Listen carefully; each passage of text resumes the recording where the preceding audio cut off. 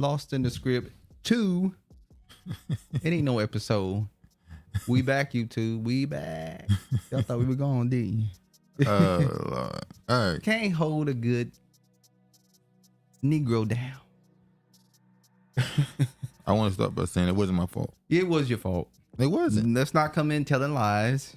It was your fault. It wasn't my fault. It was Kanye West's fault. No, it was your fault. How was it my fault? Because you a Kanye apologist. I apologize for him. All I did was post the clip of him saying some stuff. You're a Kanye West apologist. They just... It's fine. You got us banned for a week. We doing the time because your ass did the crime. Anyway. Oh, God. This is going to be... You see, I wasn't even an accessory to this, and I'm in jail, too. You see what happened when you hang out with the wrong crowd? All right, hold on. Let me... It's not even mine. It is your dad if you with me. Hold on, let me try. Let me do something real quick.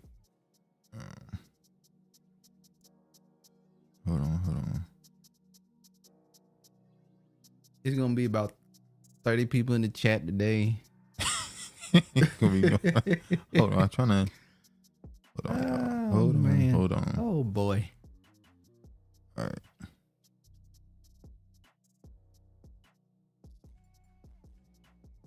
Come on, thing. Oh, God. This is going to be a headache. Come on now, man. We can't hold the people up. The people. You got all these people waiting on you to get this thing going. All right, hold on. I got to click this. I'm gonna tell you like Ike told Tina, you need to get out there and get on that stage. We got a whole bunch of people out there waiting on us. We sold out. All right. And done. Okay. Let's get out of this.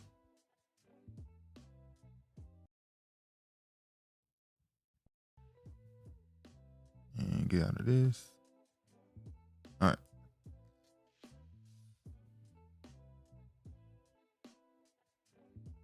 Okay. Let's get to it then. Quick little story to start. Ice Cube says Warner Brothers won't give him Friday rights and he's not buying them. F no, I'm not paying for my own stuff. So he want the people to rally. He want black people to go out here and do what we did for Kyrie. He want the Hebrew Israelites to come out for him this time.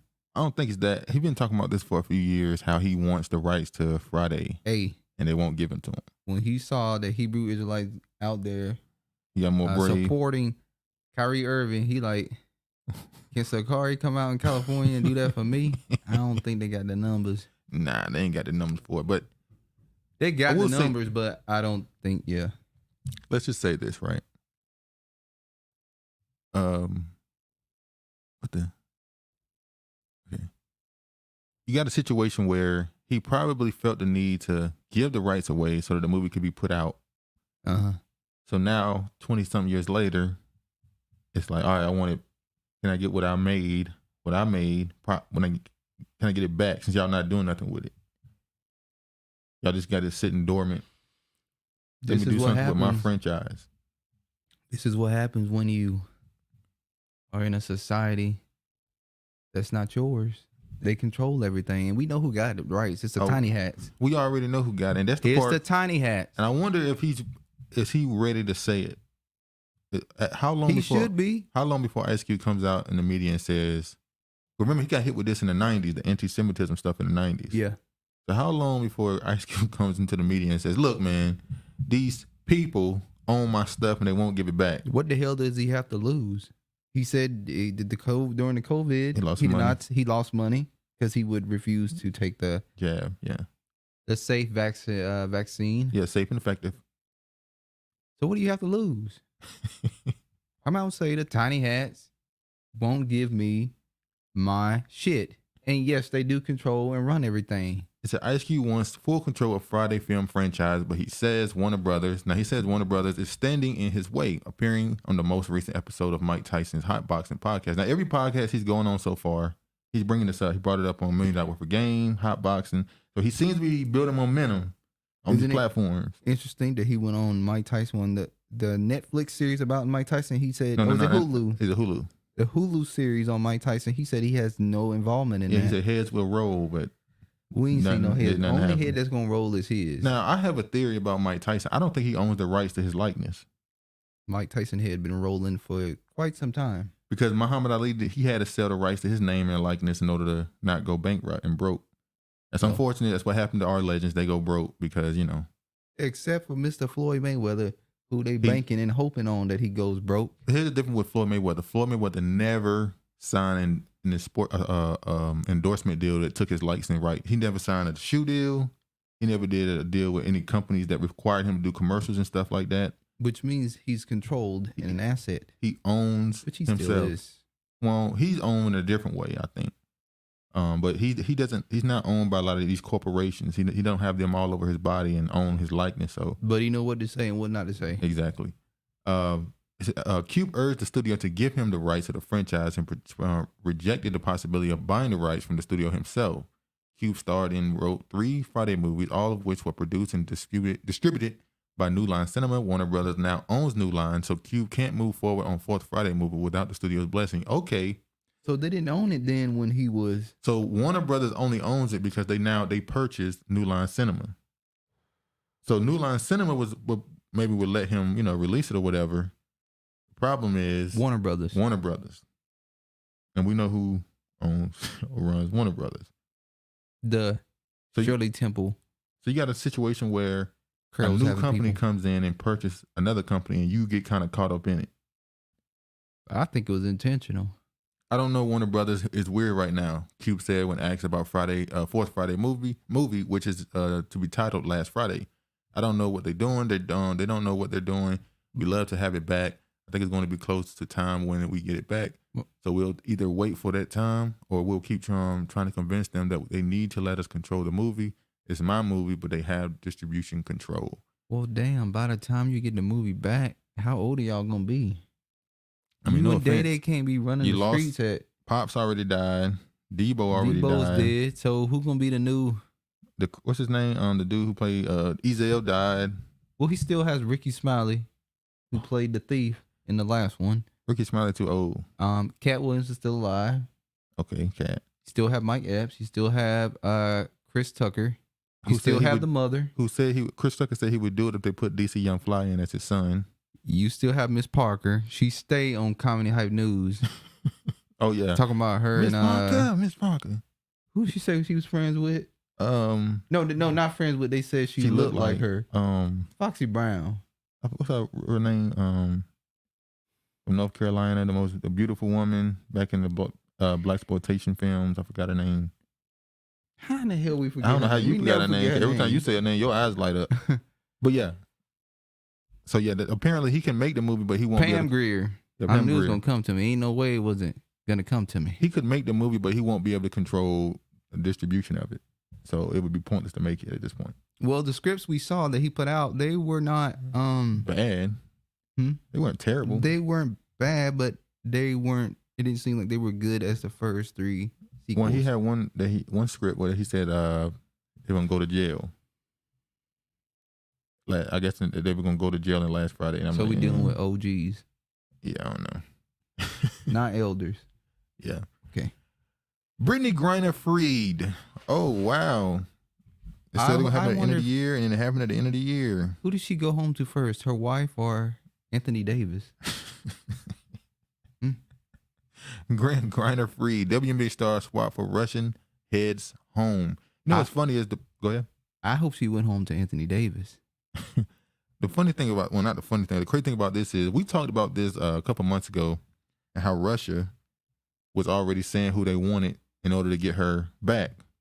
They wanted the man of death, the what's his name? Thought with a B, the Russian guy that America had captured and said that he was a war crime, a weapons dealer. Russia already knew who they wanted. America kind of held on to it as long as they could. They released, now look, there's a segment of people that's like, oh, good, you released a quote unquote black woman from her, unnecessary imprisonment and all that stuff. But you also had a group of people of all races like, hold on, no offense, but you release a WNBA player for a arms dealer. Like there is that segment. It's like, hold on, this dude is who knows what he's gonna do now? I mean, true. In the middle of a war with Russia, you release an arms dealer to Russia. But America is not supposed to leave. No American behind, but they left the other American. Well, they better get them, because if they don't, I think it's going to be a problem. The Caucasian guy who's over there for espionage, American citizens, mainly the white liberals, they're now painting the white dude over there who's in prison by Russia as a criminal, saying that when he was in America, he was accused of fraud and all type of stuff. They should be talking about the elite. She's a part of the elite class, right? Yeah. So America only goes back and gets the elite, and everybody else can be left behind. And he's a veteran, so it's like, where are the Republicans? Oh, they are. They've already been saying some things like, hold on, you leave the veteran and bring back the celebrity athlete. Look, it is what it is. We know what they're doing. This was a play the Democrats had to do in order to gain some points. But it don't even matter at this point because, they do what they want to do. But American basketball star Brittany Griner headed home Thursday night, free from Russian prison in exchange for U.S. releasing notorious Russian arms dealer Victor Bout in a culmination of 8 months saga of high diplomacy and dashed hopes. Now, once again, we talked about this Victor guy months ago, and I'm surprised by how many people after the release were like, oh, did y'all know this guy? It's like, yeah. They brought his name up immediately. Russia already knew who they wanted, which tells me this was all planned. That means they were looking for any reason to arrest any American. And it just so happened that Brittany Griner's over there with some oils. We'll call them oils. She had a status. She had a lot of tags with her. Yeah. And it was easy to get. She's a gay black woman. So now when we look at this situation, quote unquote, when we look at this situation, we could say, well, Russia just traded one American citizen for an arms dealer. Who won that trade? Did both win because they got their citizens back, or the one who traded for an arms dealer? Who knows how much information he has? So, yeah. The deal, the second to 8 months, and the tensions over Russian invasion of Ukraine secured the release of the most prominent American detained abroad and achieved a top goal for President Joe Biden, yet it carried a U.S. officials conceded with a heavy price. She's safe. She's on a plane. She's on her way home. Biden said from the White House, where she was accompanied by Brittany Griner, the administrative officials. So basically, and also the family of the guy who had to stay, the Biden administration, I know this is pretty obvious, the Biden administration made them write a post on social media accepting that, okay, it had to be Brittany Griner. We had to go with the person that would be alive. They clearly had them come out and, do some PR for them. But he's been there longer. You would think that what would have been a bigger thing, but clearly they had the family come out and say some things to make it look better on the opposite side. They don't look no better. But if you the man over there and your family writing this shit, letting everybody say it's okay, are you mad? You in Russia right now? There's some fuck yous going on in the You cell. looking at it like, man, I was over here doing spy work for y'all. Unless it's more of another plan for something else, and he's willing to wait. Maybe Russia wants somebody else. Well, we know they want somebody else. We know they want somebody. There are probably people saying Russia already put out that there will be, that we now have an open line to do more trades for people. Russia already said it. So now they'll probably give him up for 2 people. Oh. Now let's see what Dr. Umar had to say about Brittany Griner and the Biden administration. So he went on hell of a week with Charlamagne. And the Breakfast Club? Yeah, Charlamagne was definitely milking him for views. What's going on with you and Charlamagne? No, Charlamagne using him for views. Umar Johnson. Charlamagne using him for views. He know that Charlamagne is using him for views, but and he's using his platform. Okay. Yeah. Umar, what do you think? What does this do for the Biden administration? Do you respect them more? Absolutely not. Okay. I remember when Joe Biden was having a conversation with you and he told black people that if you don't vote for him, you're not black. Mm-hmm. And then after he got elected, he took care of every other constituency except Black America. When they look at Brittany Griner, they're looking at 4 distinct voter bases. You're looking at the celebrity base, you're looking at the LGBTQ base, you're looking at the woman base, and you're looking at the African American base. These are going to be 4 very critical voter bases come election time. So they're really just arming up for that war against Donald Trump. Umar, what do you think? True. It's common sense. He like broke it down. This is just what you should. That's why I said they checking off boxes. This is what it is, you know. Oh, let me. Okay. This should be what it. I forget sometimes Dr. Umar Johnson is, you know, not really of the Black American descent, but you know he's grafted in. Since he's been talking about reparations too, people been bringing it up. But there are people that are special that are grafted in, and he's one of them. Oh, he grafted in. I did not know Farrakhan's father was white. What? Or biracial. Okay. Either way. Have you seen the picture of the man? I'm not surprised. Shout out to UBTV. He did a Boule. You know he does his Boule series. Yeah. And somebody comments and said, and Farrakhan's father is white. I said, what? I went and looked it up, and he looked like a white man. I'm pretty sure he is a maroon. Yeah, something like or that. I don't think it's maroon. Half. Yeah, something the way like he look, it's like 1/3. Well, also, are you sure that person they bring up isn't It's his. Isn't the guy who started the Nation of Islam? No, that's his father. That guy's white. He has a biological father, and then he has a stepfather. His mother named him after the stepfather, which was a black man. He clearly says when his mother was messing around with a black dude, then she started messing around with his biological father. She's waiting for the baby to be born. When he came out looking the way he looked, he knew that it was not his, and he left his mother. So his father is either biracial or 1/3, but I don't know. He ain't black, I know that. Mama was getting around. I wouldn't say the mother was getting around. I would say she had to wait and see who the daddy is, and we're gonna say she wasn't. Well, she was around? with two different. Well, she exactly. Hold on. She was with him, and then she left him. It wasn't like she was messing around with them both at the same time. Oh, that's different. It's kind of different when you break up with somebody and you go back to somebody you're not. And then you go back to the other person. Same time. Well, because it didn't work out again. Yeah, I know. She had to go back and see. They just had a little bit more class. That back white then. man was. It just had a little more class still with putting it back it down, then. And then she realized, oh, the black man was putting it down better.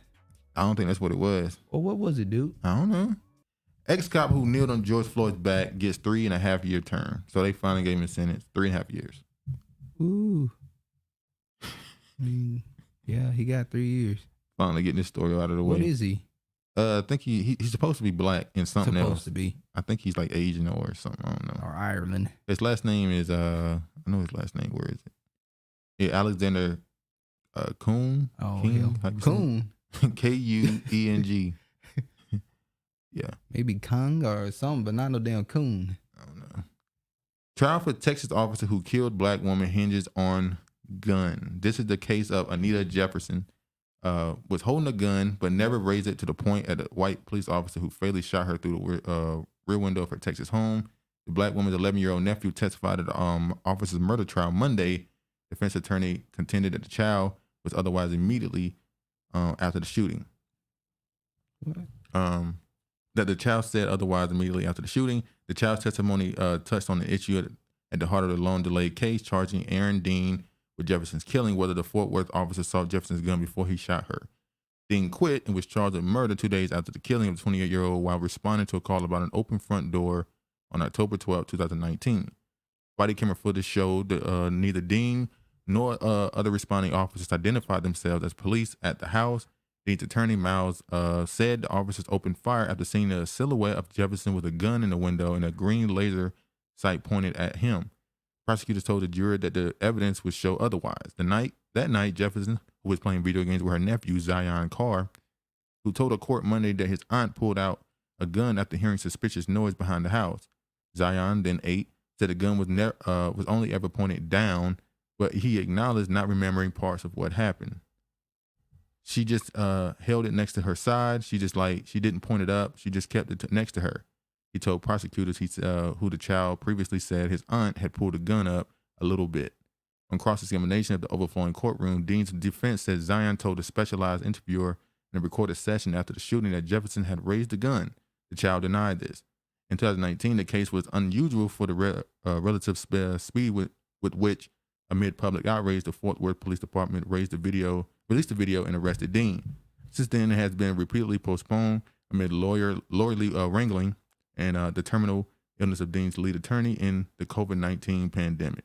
Ain't that what they were doing with Amber Geiger? Nah, they got her up in there quick, didn't they? Oh. There was somebody they kept changing the dates in the courts and Might have been her. I don't know. But this story was sad. She was just in her house with her nephew playing video games. somebody decided to do a welfare check. Somebody decided to call the police. Oh, their door open. What? I mean, was it the first time he had ever seen the door open? I don't know. But, it is what it is. You could have went and checked. Oh, yeah, exactly. But we can't blame him for that. It's your neighbor. You clearly know them. You calling the cops to check on them. He was trying to be cautious. He or she? It was an old black dude that called. Okay, so why didn't he take his ass over there to see what's going on? Because he didn't want to get hurt, dude. That's a cell phone. He could take a cell phone with him, went to the street, called. Do he got a number? No. You should have called or yelled out. Yes, Is everything okay over there? Yeah. And then somebody come out, pop, pop. If he that scared, then why are you sitting in your house? Look what happened. Look what happened now. We can't blame him for that. Because you're scary. Dude. Can't blame him for that. Self-policing. I agree, but that where you could have took took your ass over there and checked. Just being honest. Now, let's say right here, fellow officer says... The black man is not your property. Fellow officer says Aaron Dean did not mention gun before a fatal shooting of black woman. The officer testified that Dean never said the word gun or said that he saw someone with a firearm before he shot Anita Jefferson in her home. I think they're more likely to let him off. All they're going to say is when she did have a gun. Even though it was legal, even though she's allowed to have one, this is Texas. Shouldn't be a police officer if you're scared. Exactly. If you start shooting the second you see a gun, and damn, you are walking on somebody's property and they don't know who you is. But just sad. Judge dismisses criminal charges against ex-Michigan Governor Rick Snyder in Flint water crisis. Wow. It's not the governor's fault that there is no clean water in the city. Nope. Then who do we blame? Do we go even further up and blame the president of the United States? Well, no, you're not allowed to do that because they'll say it's local. Do we blame the mayor? Well, that's what they want to go after, I guess. Do we blame the water company? Who takes the blame for this? This doesn't go away. Well, we'll see. Obviously, they're still going to try to keep pursuing people over this, but we'll see. This been when this story first came out, I spoke on it a little bit, and the story getting bigger and bigger. The backlash is way more than I thought it would be. I thought it would be, oh, he left, whatever. No, people really mad, really, really mad that he left JSU. He's come out and made responses to it. He spoke to students at JSU on his Instagram Live where he spoke with people one-on-one. Students or former players of his have come out and defended him. They've said, what you expect them to say. He's a good coach. He taught us, elevate. You either elevate or they're going to get rid of you. Either you want to elevate or they're going to terminate you. Like if he didn't go undefeated at JSU, would they care about him leaving? Or would they have fired him anyway? That's the point they're trying to make. That's the way he's convinced them to justify his leaving. As you can hear, Jackson State football players defend Deion Sanders' move to Colorado amid backlash. Oh, man. I'm not even going to read. I'm going to read a little bit of what they said. Just a little. I'm going to say something, not on him, but on a live we saw last night. We're not going to mention the YouTube channel. Why not? But you want to mention them? Yeah, BGS. Okay, I like BGS. I watch them. I like them. I'm not a religious watcher of BGS. They're part of the manosphere. So you had a guy in there last night. Well, pretty much all of them was defending Deion Sanders. No. From what we saw, the little snippet we saw, we were only there for what, 30 minutes? 15, 20 minutes. And somebody left a comment saying the black man is not Jackson State University's property. When he said you don't own the black man. Black man is not property, yeah. And you said something that made sense to that. Yeah, I was like, wait, so the black man don't belong to his community? According to the manosphere, no. You're a free agent. You know, that's why they got the black man save yourself. Yeah. So- Which goes back to the idea that every other ethnicity or nationality or whatever you want to call them, race, they understand that we are one race, but we can have different opinions. But black people, we're told, you constantly have You're not a monolith. we're not a monolith. And it's like, we should be a monolith in certain things. We are told that we're just a bunch of entities that just so happen to look alike. That we're not one, we're a bunch of different people. Why would it be okay for Deion Sanders to leave a HBCU that he has elevated? Yeah. He said God told him to go there. And we're going to get to that part. Go ahead. To go to a it's a white school. Yeah. Colorado, yeah. So now our black football players want to go to Colorado because Deion Sanders there. Is that their way of attracting black people to go there? To Colorado? Yeah. Well, Colorado is down in the dumpster. And I think they just wanted Deion Sanders. Deion Sanders brings a lot to your school. He's going to bring a lot to your school. So I think they just decided to go after him because not only does people think he's a good coach, he's a fantastic recruiter. He's going to get you top recruits. JSU is considered not a very good college to go to if you're an athlete because they don't have the funding. Colorado has more funding. So the players that he was able to get a number one player in the country in Travis Hunter to come to JSU. That's amazing. If he can get the Travis Hunter to come to JSU, their thinking is, what could he do at Colorado, which is also at the bottom of their division, the Pac-12. They went 0-11 or something like that last year. They lost a lot of games. We'll say it like that. And they're also not doing that well financially. And go ahead. More black people are going to HBCUs. You remember that Tennessee article I sent you? Yeah. About the Tennessee, I don't know if he was a commissioner or what he was. Governor. He went to... I got a clip of him saying it, yeah. Tennessee, some black HBCU in Tennessee asking them, why are so many more black students going to your HBCU? It's pretty much messing up my affirmative action. I have a quota I have to meet to get certain... He said immigrants, minorities, and black Americans. He specified black Americans into these colleges. And we're having trouble doing that because they're going to your school. She said, well, we've been doing aggressive marketing to try to get more black kids to go to HBCUs. Which kind of make you think about it a little bit. You go, wait, that means it benefit you to underfund HBCUs because you get these kids to go to these other colleges. Exactly. And bring their money and tuition and stuff to you. Exactly. So, yeah, I'm going to show you now, Bomani Jones, and I keep saying this, Bomani Jones, Bomani Jones, I've known him I know him when he had his radio show. I think he might still got it before he got on television. To me, Bomani Jones would make a fantastic podcaster. I think he would be a better podcaster than host of a TV show. He's very good at making people mad without saying what they think he's saying. And he's very good, to me, he has good insight on certain things. He gives you a different perspective on certain things. But he had an opinion on the Deion Sanders situation. He went on CNN where he talked about Deion leaving and being called a sellout for leaving the HBCU. And I'm going to show you what he has to say now. Step into Deion other Sanders HBCUs. has spent the last 35 years telling us there ain't but one Deion Sanders. And now he's telling us go find somebody else to do what Deion Sanders does. You can't have this both ways. I don't judge him for taking the job at Colorado. They probably increased his salary by something like 15 times. Mm-hmm.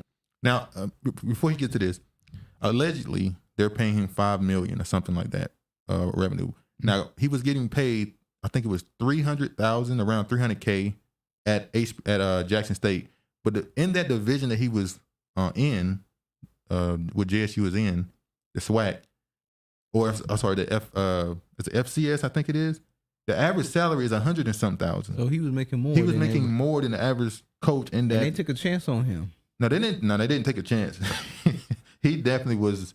I'll say they benefited him by giving him a platform to show how much of an impact he can have on a school. But he definitely influenced them a lot. I think he got them anywhere between $30 million since he's been there through endorsements and all this other stuff. Now, he's done a lot for them. And a lot of people feel like, I saw people making posts saying that, he was supposed to get a percentage of the ticket sales, and he was getting underpaid, and they didn't treat him right. And I saw people saying that on that live stream, how he was treated properly. And you go, wait, a school that you know is severely underfunded. They're supposed to be. It's supposed to treat him like a Power 5 school. They can't do it. So they're supposed to. I guess they want to take all the money and give and invest it into. They can't do that. Now let me say this: that would that be a terrible idea, considering that sports, especially football, can make you a billionaire. So if they took the funny out of the whole damn school and gave it to Deion, and in 5 more years, so everybody else gonna suffer. And for 5 years, education is a little bit more. See, this education is more important than that, dude. And that's why HBCUs are failing, because they focus on education, which is good, academics. But the problem is they neglect sports, which is what every school needs to make money. There's only a handful of schools that make money based off their just academic achievements, and that's like Harvard, Yale, and schools like that. I don't think the funding should be taken away from the academics. I'm not saying it should be taken away. I'm saying they don't care about sports, and then they wonder why these athletes don't go to their schools. You don't care about football. I'm gonna go on campus. You're gonna treat me like another student, and when I do something that make you money, the football, it's gonna be treated like a trinket. Like, you did, it don't really mean nothing.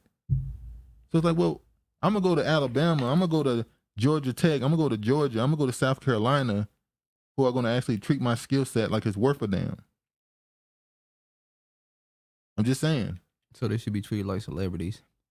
I'm not saying they treat like celebrities. Mm-hmm. I said their skill set should be respected for what they do. It's gonna make you a lot of money. It's funny. We HBCUs always have this problem with this idea of academics versus sports. Every other school, for some reason, got it right. Somehow they get it right. In North Carolina, they said we're a basketball school. Yeah, our academics is great, but you know it for basketball. Same with Duke. Somehow these white schools understand we can be a great academic school, but we're gonna make sure these sports is popping too. Because that's what's gonna bring the money in that we can fund more into the academics. I didn't finish this. Right, I totally get that. It all makes sense. But what he did was something that college coaches do all the time, which is you have to sell people 4-year, 10-year plans when your plan is always 1 year. What? He went to Boulder, Colorado? Yeah. All the shit that's been going on in Boulder, Colorado, and that's where he went to. Yeah. At a time. That's the only way that you could really pull that off. And so he came in and he sold a long-term vision for what was going on at Jackson State, but his goals and ambitions were always to be a Power 5 head coach. My take has always been he went to Jackson State primarily because he wanted to be a head coach, but didn't want to ever be anybody's assistant coach. So we had to find somebody that would give him a job and make him a head coach, and so he could have that on his resume, and then he could take that to try to get the job that he actually wanted. Jackson State was the place that could do it, and he did a lot of good work while he was at Jackson State. But all the bigger, grandiose notions of what he was doing for somebody else, no, it was what it always is. He did it for Deion, and that's fine if you don't tell us that you're trying to do this for somebody else. But can he do both? Can't he go to a program and be there for 3 years, only have 5 losses like he did, and bring the attention? Maybe the next person won't be, prime time. They won't be as charismatic as he is. But he still did bring attention to it. And what I've seen from the athletic director and other people is they were grateful for him. And they talked about him going on, and something he signaled because of the financial disparities here. No, he's very good, but I think the magnitude of the financial disparity is so much greater than anybody realizes. I think the magnitude of the financial disparity between HBCUs and other FCS schools, the smaller division in Division I, is bigger than people realize it is. So there's room to criticize him for the way that he has left and for the fact that his initial rhetoric is not in line with his ultimate. Bomani, what would you have him do? What would you have the man do? Oh, well, I wouldn't have come in the first place and said that God sent me here to fix it. And that's the biggest point to me. I'm able to look at this from both sides of the people, the JSU people or the HBCU alumni who are angry with Deion Sanders. But I also understand the people that's like, hey, man, it is what it is. Because you can't come in saying, God told me to come here. Get there, talk all this black stuff. Oh, I love to see these black people in the crowd and these black players need to come to HBCU. You can't talk that way and then leave and say, hey, man, what about my life? He literally said that. What about my life? It's like, well, you were just talking about the community and the culture of HBCU. Now you're saying you. I guess he's saying the Most High only sent him there for a season. Oh, you know how you say send people for seasons. He didn't send him to be there forever. Just for a season. And his time is up. dead of Geechee's over. The dead of Geechee's over. You know, it's funny because there was a viral clip of a dude on the podcast saying, in a few years, we're going to look back and say we were cooning for Deion Sanders. You talking about that dude? Yeah, he said he came here, used us, used HBCU culture, and he going to move on to another school, and we're going to look back and say he really turned us into, we was cooning for him. Oh, he hasn't changed his thing yet in his Twitter. Who? Deion. Well, he said he going to coast the one. Didn't he say he going to coast the Celebration Bowl still? I don't know. Maybe I got that wrong. Now I want to show you something, and I was surprised by this. And this is how you know certain people Somebody said he used them. Certain people learning how to be more political. And I noticed this the last couple of years. Politics is definitely becoming a bigger thing amongst the So Tyreek is going to say... Hold on, let me finish. Politics is becoming a much bigger thing amongst YouTube, YouTubers, black YouTubers. People learning to maneuver certain topics and get the hell away from them. Like, speaking of that, Bomani Jones. I remember a few years ago, Bomani Jones, he tried to speak on the LeVar Ball situation. Remember Christine, he raped me Leahy when he got into an argument with her? And Bomani Jones went on his show and said, we're going to see if he apologizes. And black people were like, wait, apologize? And he said that he was going to talk about it on his show, but then when the show came on, he said, I can't talk about it. They wouldn't clear the clip. I said, oh, he realized to get the hell away from that story. Get the hell away from that story and just move on, because niggas is not feeling my point. He going to have to delete his account. Yeah, he had to tap the inside of that one. He's like, oh, we couldn't get the clip. Sorry, guys. Nigga, you could have still talked about it. We ain't need to hear what they said. We know what they said. Let me show you what Tariq Nasheed had to say about the Deion Sanders leaving HBCU. I already know. Somebody said he used them. No. Because that school wasn't popping like that until Deion came and made it pop off. Let's be real. Now, I watched that school. Now, as you know, I watched a lot of HBCU media the last couple of months. Because of Deion Sanders? No. Oh, okay. I watched a lot of I know about Southern. I know about Grambling. A lot of those schools. A lot of the teams, the SWAC. Also the I forgot the other conference name. What made you start watching it? Yeah, it was Deion. Oh, okay. But I'm saying I didn't just watch the content that people that like Deion. A lot of people I watched hated him. One guy I watched, you know who I'm talking about. He hated Deion. You like to watch stuff that you don't agree with. Anyway, let me move on. But I watched a lot of the media. They said JSU has only been down like this for the last couple of years. Before that, they were a top school in their division. Now, I don't know how true that is, but this whole them losing thing, they said this is new. This ain't us. We don't just lose all the time. We've been down for the last 3 or 4 years. So I won't say they was popping, like being mainstream, ESPN, trending all across social media popular, but they were a school within their division that was respected. Dude, that school wasn't popping like that. Deion made that school pop off, made the team pop off, and keep it a buck. Deion actually started to make HBCU teams really pop off now. You see what I'm saying? Deion made the HBCU teams as a whole, just that whole look pop off. He made it a thing. So that's his opinion on it. You didn't watch much of it, so you can't really disagree with I don't think you could disagree with him because you didn't watch it, but yeah. I don't know if I can say I will say since you've been alive, have you heard about HBCUs more than you had the last 2 or 3 years? It don't matter. I was saying, have you? No, but it don't matter. Well, how don't it matter if it's true? Now let's see what Deion had to say at his press conference when he went to Colorado. The thing that alarms me the most is just because I'm leaving Jackson, they think that I'm leaving African Americans. I don't know if you noticed or not, but I'm black. I can never leave who I am and what I am and how I go about being that. So it is still my task to look in that locker room and see 65 to 70% of African American men trying to help them get to the next level, as well as all the others. My calling is for young men, young women, and people of all walks of life, all social climates, and all ethnicities. That's my calling. My calling is not built on a location. It's built on a destination. Now that was good. You're supposed to clap for that. Shoot. Darn it, that was good. You give me some of my good stuff. We just getting started. I already went in the bag, baby. Let's go. So Deion became All lives matter. All Lives Matter. He became the Paul that the other nations hear Versus the Paul that the nigga. versus the Paul that the Bible actually talks about, which is you supposed to be there for this your right here. people. This right here, yeah, this the one right here. Good Lord. You see how niggas switch up? Yeah. They switch up on you real quick when money involved. Now we don't know if he did it for just money. Now let me make this point too. We don't know the entire reason he left. It could be just a bigger school, so more funding, so he could do more. So what is his end game? Is his end game to coach in the NFL? Probably so. Exactly. So what's the difference? If he's building a resume just to coach in the NFL, what does it matter what school he coached in college? He wants to coach the best schools in college so he can have the best resume for the NFL. Now, if his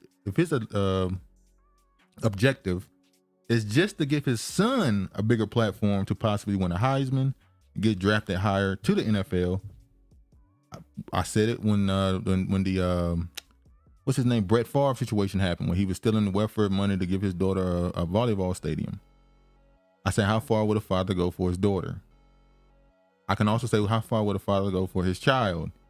If Deion Sanders' ultimate goal is to get his son the biggest platform so that he have a biggest chance or the easiest chance to get to the NFL and have a successful career, can you really attack him for what he's doing? At Jackson State, he's not winning the Heisman. He can go undefeated, throw 50 touchdowns and 0 interceptions. He's not winning a Heisman. The competition level isn't going to be considered that high enough. So him going to a Colorado, having a mid-season is better than having a fantastic season at JSU. That's how these voters are going to treat it. So if he goes to Colorado, talking about Shooter Sanders, Deion Sanders' son, let's say he goes there and throws 25, 27 touchdowns and 8 interceptions. That's going to be seen as, wow, okay, I stepped in competition and he's still great. He has a better chance to be an NFL player, quarterback, get drafted earlier, make more money, just by his dad making the decision to go to Colorado. I'm asking you, would you be less angry at that part of it? It's selfish. I'm just asking. It's selfish. So doing something for your son is selfish? Yes, it is. Wow. Okay, that's your opinion. When you have there's other black males that he said he's there for young black men. So now he can't just be for his son? Is it not his number one priority? I'm saying, is his son his number one priority? Yes. Okay. Yeah, absolutely. I'm sure his son is his number one priority. No, but that's not what he said. He said God sent him there. Wait. I'm saying fathers in general. Is not your child number one? Yes. Okay then. So what he's doing selfish? I'm calling him selfish because he said God sent him there. Okay, I'm telling you. All of those I'm talking people. about just this because we don't know why he's going. We don't know what his end game is. Like I said, I don't know if he want to coach in NFL. What? And what did he just say? Who is he there for? He said all these kids. Okay, so not just for his son. He's there for all these kids. He said help uplift them. He didn't say do for them as much as I do for my son. Okay. Let me show you what Shannon Sharpe said. I can't believe he said this out loud. Can you believe? Why can't you believe what he said when we've been told what else Travis, he said? I can't. I'm being hyperbolic. I can't believe it. We know what he's saying in the past. I went to an HBCU. Somebody asked him, that's not a question, yes or no. Do you think black institutions are a downgrade? He said, I went to HBCU, but only because I was Prop 48. It worked out great for me. Had I had the grades coming out of high school, I wouldn't have chosen an HBCU. We know because there's black women there. There was a time when going to HBCU was standard. What happened? It's not standard. I know it's not now. Because we don't like to be around one another. And it's funny because the first thing he got in his bio is graduate of Savannah State University. But you just said if you had the grades, you wouldn't have went there. That's to give him brownie points. For going to a black school. And we know there's this big thing when you start talking about HBCUs. And I didn't go to no HBCU. But when we start talking about HBCUs, you have these blue checks who went to PWIs get angry when you point out how it means more as a black person when you go to a HBCU. They say, no, anywhere you go, black culture goes. You don't need to go to a HBCU. I'm like, hold on. How y'all talk this black upliftment, black power stuff, and you don't even want to go to a black college. Anywhere I go, I take black culture with me. That's why you got the girl in Cali, I think at USC, who's starting the dancing thing, copying the HBCU girls. It's Do you take black culture to corporate America? That's what they're trying to say. Even though they make them change their hair and everything. Yeah. At what Kevin Samuel said. Yeah. You selling out. You gotta cut your hair. You gotta align your beard. You can't be walking in there with pants half-past hanging off your ass. That ain't black culture. That ain't. I'm sick of you. That's not, okay. Let's do this. Is this the appropriate time to talk about bonnets and shit and no? And it sagging? ain't the perfect time. We're gonna talk about that next week. Because we can do it right now. I'm tired of the shit. Okay. We'll talk about it next week. But sagging pants is not black culture. You said it was black culture. What? Why do you keep lying? I did not say that. I'm not lying. You said it was black culture. No, I didn't. And I'm gonna keep saying you said it because you said it. No, because it's a talking point you got, and you're trying to use that as an attack on me. I didn't say that. It's not an attack. Yes, it is. Saying I said it was say that I'm also saying that a lot of the other negative stuff is culture. It's not. I never said it was culture. All right, let me show. You have a right to believe a lie. It ain't not a lie. That's what you want to do. All right, let me show what Dr. Umar had to say about Deion. And a lot of people got angry. At who? Well, here's the thing. Umar is always the guy who's so, what's the word I'm looking for? He's either hot or cold. Either you really like him or you really hate him. It's not too many people that's indifferent. They talking shit about Umar Johnson too. Yeah, that's what I'm talking about. You either really like him or you hate him. It's like you can't be indifferent towards Umar for a lot of people.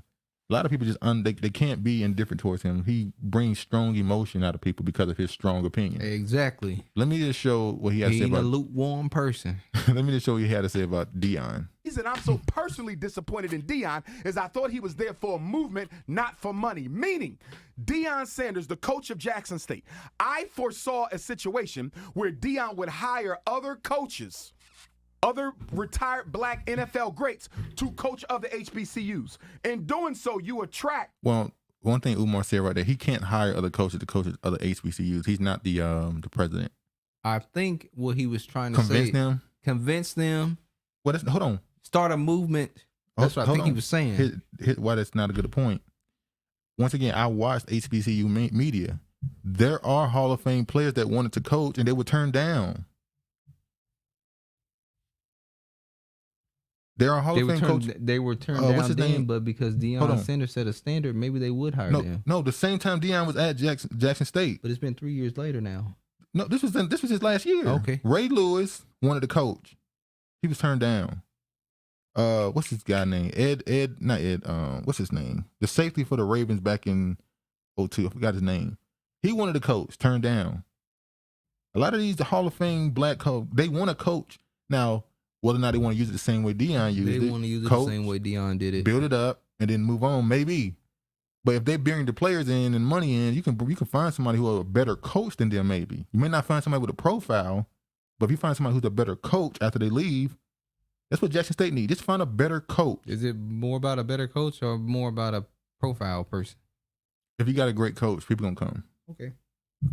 Especially if you already winning. They went undefeated this year. The next coach they get, let's say they lose 2 games next year. That's like, it's not a big fall off. A lot of them players gonna leave Jackson State now. Let's say they lose 3-4 games next year. Then after that, they win most of the game. They maybe only lose 2 or 3. They still improve with a great coach. Players might still decide to go there. Our top tier high school athletes to come to HBCU. Maybe. Stay with me. Eddie George is at Tennessee State. Stay with me. Football and back. You know, like I know, if you got top tier NFL greats coaching HBCUs, the athletes are coming just like they was coming for Deion. He showed you, Charlamagne. Deion, though. He showed Dr. you. Umar. And his other ones just as great. They come with Ray Lewis is coaching. If Ray Lewis is coaching one of them schools, the players are coming. Most famous people ever. And his other one's just as great. So listen. Eddie George at Tennessee State. That's one person. We're talking about a system, not an individual. So Deion and these other coaches bring all these athletes from high school to play football, basketball, so forth. The revenue of the HBCU goes up, Envy. As a result of the revenue going up, Charlamagne, the schools got more money. They don't have to subject themselves to closure. They don't have to subject themselves to being dependent on white money. You got HBCUs at risk of being closed. I read something that said almost a half of them. A half may not survive the decade. So this was bigger than football. This was about the survival of the HBCU. It's bigger than Now, let me say this. Is it fair to put this type of pressure on one man? Is it fair to have all these expectations on just Deion? What about the president of the SWAC? What about the president that tell all the schools and run all this stuff? I would say if an individual comes to you saying God sent them No. there, I'm not asking that. I'm saying why? What?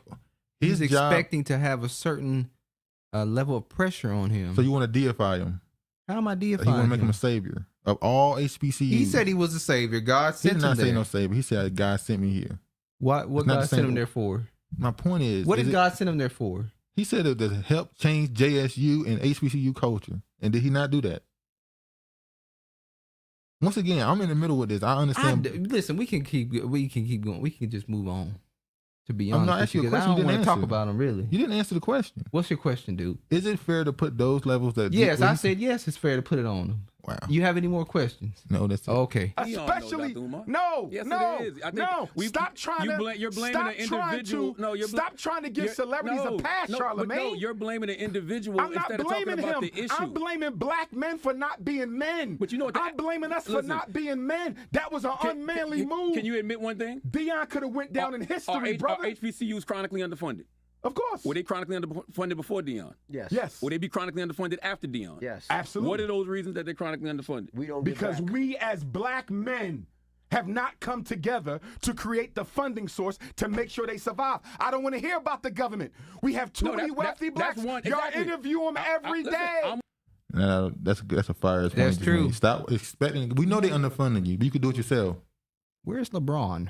Exactly. Ain't he supposed to be a He supports FAMU, Florida State. He's supposed to support the HBCU FAMU, but I don't know how much money he gave him. I'm with you. So you got low alumni donors, low alumni donors, Okay. right? Okay. Low endowments. Correct. What a That's us boule. problem. He part of us. Why you keep exhibiting celebrities? one They're not person. better than us. He's one person. Okay, but the point is that one man could have been a catalyst for a movement that would have revolutionized the survival of HBCUs. But why does the movement stop just because he left? HBCUs gonna You're still be here. missing the point. No, The HBCUs gonna still abolition be wasn't here. just about Frederick Douglass. But if Frederick Douglass would have pulled out, it would have hurt it. The Underground Railroad wasn't just about Harriet, but if she would have pulled out, it would. Hey, Dr. One's a great debater. He Even is if a you don't great agree with debater. him, he's a fantastic debater. Because he'll go back Yeah. and bring some shit up on your ass. That failed. So what was the civil rights HBCU movement wasn't before just about Deion? King. Before Deion 3 years ago, what was They the were HBCU struggling, and he could have helped save it. And for him to pull out of Jackson State the way that he did it before making sure the HBCU system survived, to me was selfish. He chose money over the movement, Charlamagne, and celebrity. I said he was selfish. That's your Ain't never said, did not see this interview with, and I said he's selfish. Celebrities do it all the time, and y'all want to give him a pass. Nobody get That's no un- pass. that's I don't very care unfair who to say. Deion Sanders is. He had a chance to help, and he hurt, and y'all want to condone that because you black celebrities are not committed to the best interests of black Well, let people. me ask you a question. Let me ask you a question. When Deion was coaching high school kids for several years, you know, when he We was ain't talking about that. We're talking about survival of HBCU. I'm gonna get there. When he was coaching high school kids for several years, you know, black kids, when he was opening up Prime Prep Academy that got closed down because they had financial issues. When he went to Jackson State for $1.2 million for 4 years and said, you know what, y'all He didn't take even stay for 4 years. But listen, y'all take half this salary and go $600,000 back build into a better facility. relax, go build a better facility for students, and he got to pay back $300,000. And after all that, I'm still going to leave Jackson State for a super white college that got a 1.6 black student. But you ain't let me finish my point. Rate. How can you say he's about 1.6 black students, which means the only blacks on that campus Are the athletes. Are the athletes. Thank you. Thank you, brother. Dr. Umar Johnson. Thank you. Thank you. Thank And you. you're going to tell me that that's a step up? You sold us out for money, bro. How can you say They it's always about sell money us when out. when his track record shows He stayed don't for pour 3 in the years. kids That for was money. no commitment. His track record shows that if white people give me the money, I'll turn my back on the HBCU disagree. system. You damn Skippy. Okay, You damn Skippy. That's why they were mad with Umar. Yeah, damn Skippy. And that's why they was mad with Umar right there. If you can't handle the smoke, don't. If you're scared, go to church. If you're scared, go to church. If not, you're gonna be shaking like a hoe in church, like Charlemagne, waiting on your CEO to text you when you get off. But that's what he did. I disagree. That's what he just did. I disagree. Come on, man. If he would have stayed there, if Deion would have stayed there, like I said, he could have brought other black coaches in, former NFL greats. They would have raised the revenue of the HBCU, which is so critical now. Why? Because the Asians are being financed by white folks to kick what little blacks are left on the PWI campus off. So that means the critical importance of the HBCU is greater now than it's ever been. So for Deion, especially to get rid of affirmative action, which Asians are against, by the way, because they said it stops them from getting to college at the level they should be, especially in places like Yale and Harvard and stuff. Because you have to put all these Negroes in our place. This is why we're immigrants too. We're people of color. No, that's why they were fighting for that anti-Asian hate thing. They were trying to make themselves a minority. They were considered a minority, but they were considered almost white adjacent. They weren't considered a minority like, blacks and whatever. They wanted to be considered that type of minority, and they was able to get it in 2021. They was able to get it, make themselves to be the victim of hate crimes. And who do they use to get? They used the niggas. They used black Americans saying we were whooping their ass and pretty much saying that they are the cause of COVID. Yeah, and which is funny because that wasn't even us. That was everybody was saying that was white people. No, that was everybody saying that. The main videos we saw was white people. Pull this right now makes it even worse because you're leaving the HBCU system when you had a chance how many to lashes for Deion? Stop trying to exempt black celebrities from accountability to the race. Celebrities are. I would have been on them too. Shut the fuck up, boy, and get that damn flag out of here behind me. Oh, you damn booty warrior. Now I want to show you that this is what you were talking about earlier about the governor who was surprised, stunned that. And we don't. Well, I'm speaking for myself. Hold on, I'm not gonna show this part. I don't know how Roland Martin's came across my timeline on YouTube. Yeah, but it came across, and I thought it was an interesting segment he did. So let me make sure it's gonna play. I don't know. Is it gonna play? Let me refresh it. He's a wicked individual, so it may not play. Well, I'm not gonna play the first time. I'm just gonna play what the guy is saying. Huh? I'm just gonna play what the governor is saying. Yeah. Come on.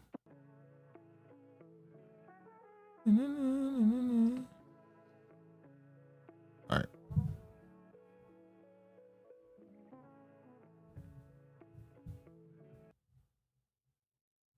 And they're all going to TSU.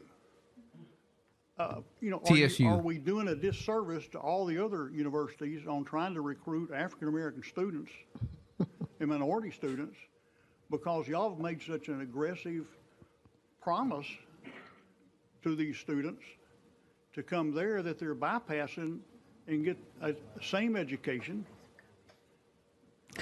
I mean, it sounds like he wanted to say better, but he said same. He said bypassing the same education, like he about to say bypassing a better education at another school. You got them coming to this HBCU when they can get a better education over these PWIs. He wanted to say better education. He definitely wanted to say it, but he couldn't say it because it was crazy. He'd been fired then under him. Well, they wouldn't have fired him, but fire. Oh yeah, he firestorm. A firestorm on his ass. Yeah, definitely. I'm trying to figure out, in my mind, all of a sudden 2,000 students out of the blue decided, no pun intended, because that's the color of the school. Yeah, out of the blue. Why did they come to TSU? Was it the aggressive marketing campaign, or was it because? Or was the high standards of TSU, the quality education they're going to get at TSU? Yeah, Thank you, black she woman. had to set the tone. Like, no, it's because we're actually a good school. Well, the black woman gonna set the tone. She said it's because she's actually nice about it. Yeah, she said it's because of our institution is actually worthy of these students. Because if it would have been enough. Excuse me, what did you just say? The reputation of what the folks who's been there. We had, and the people who are there now. I have some people come because of the band. I mean, we like people to come because of programs. But I hear students who tell me, I want to go to TSU because of Rich Credit Band, who, by the way, I'm going to throw this in, who, by the way, just today got voted to be nominated for a Grammy Award, 2 Grammy Awards. The bands. So bands are now being nominated for Grammy Awards. Here's the thing, and that's some people say that's a negative.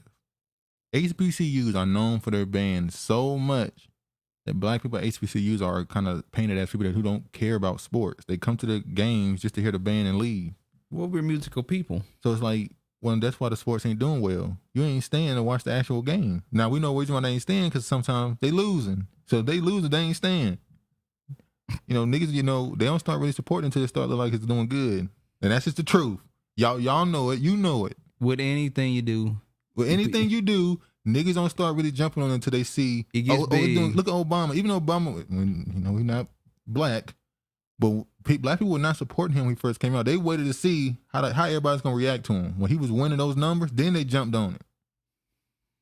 That's just how we is. We only support it when it's like it's already successful. Well, we know that Hillary was getting a lot of votes.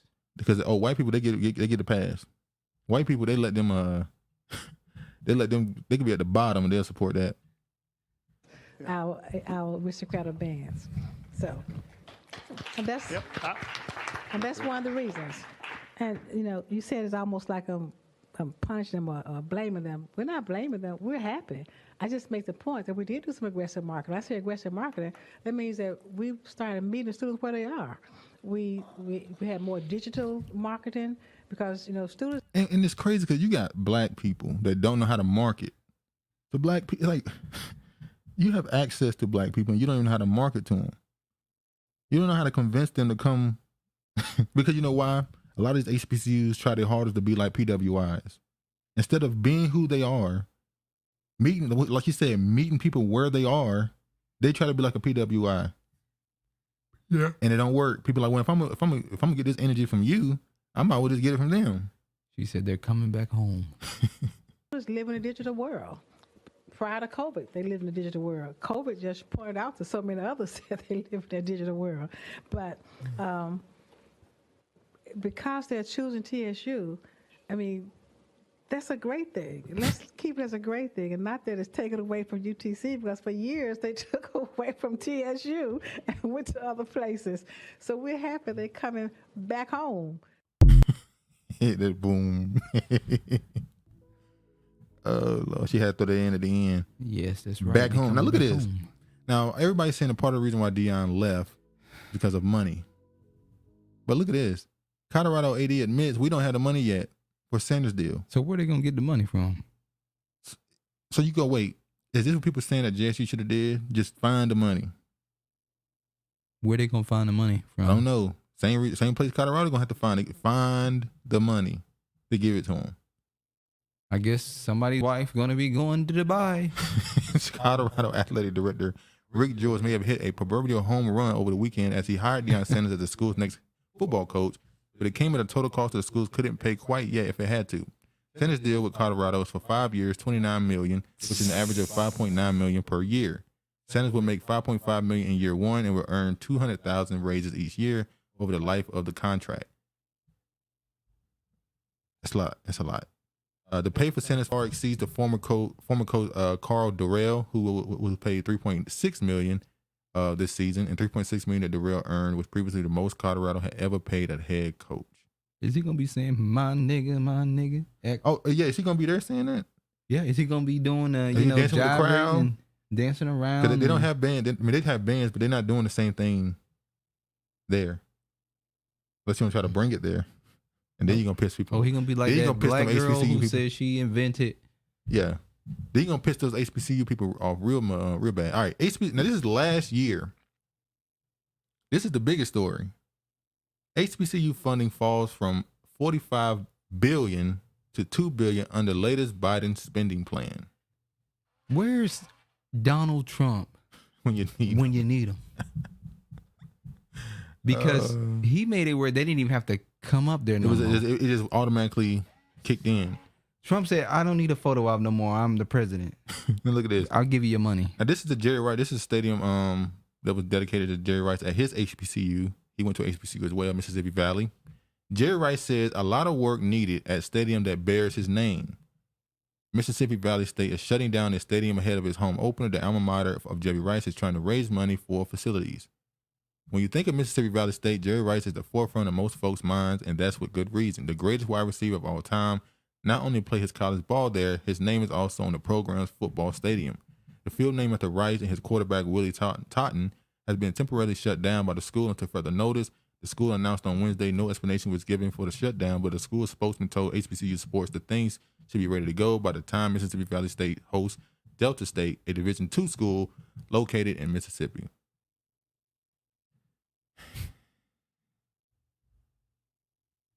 This is part of the thing. Should he be needed to raise money to fix the stadium? Who? Jerry Rice.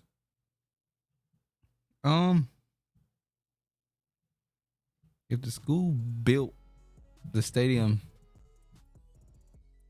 in his name for him, yeah, I would think they would be raising it on their own without him. That's what I'm saying. You're doing it in honor of him, so to kind of ask him to come out and use his name in order to get money is kind of tacky. Oh, George is here now. What up, George? Hell, George is in a damn building.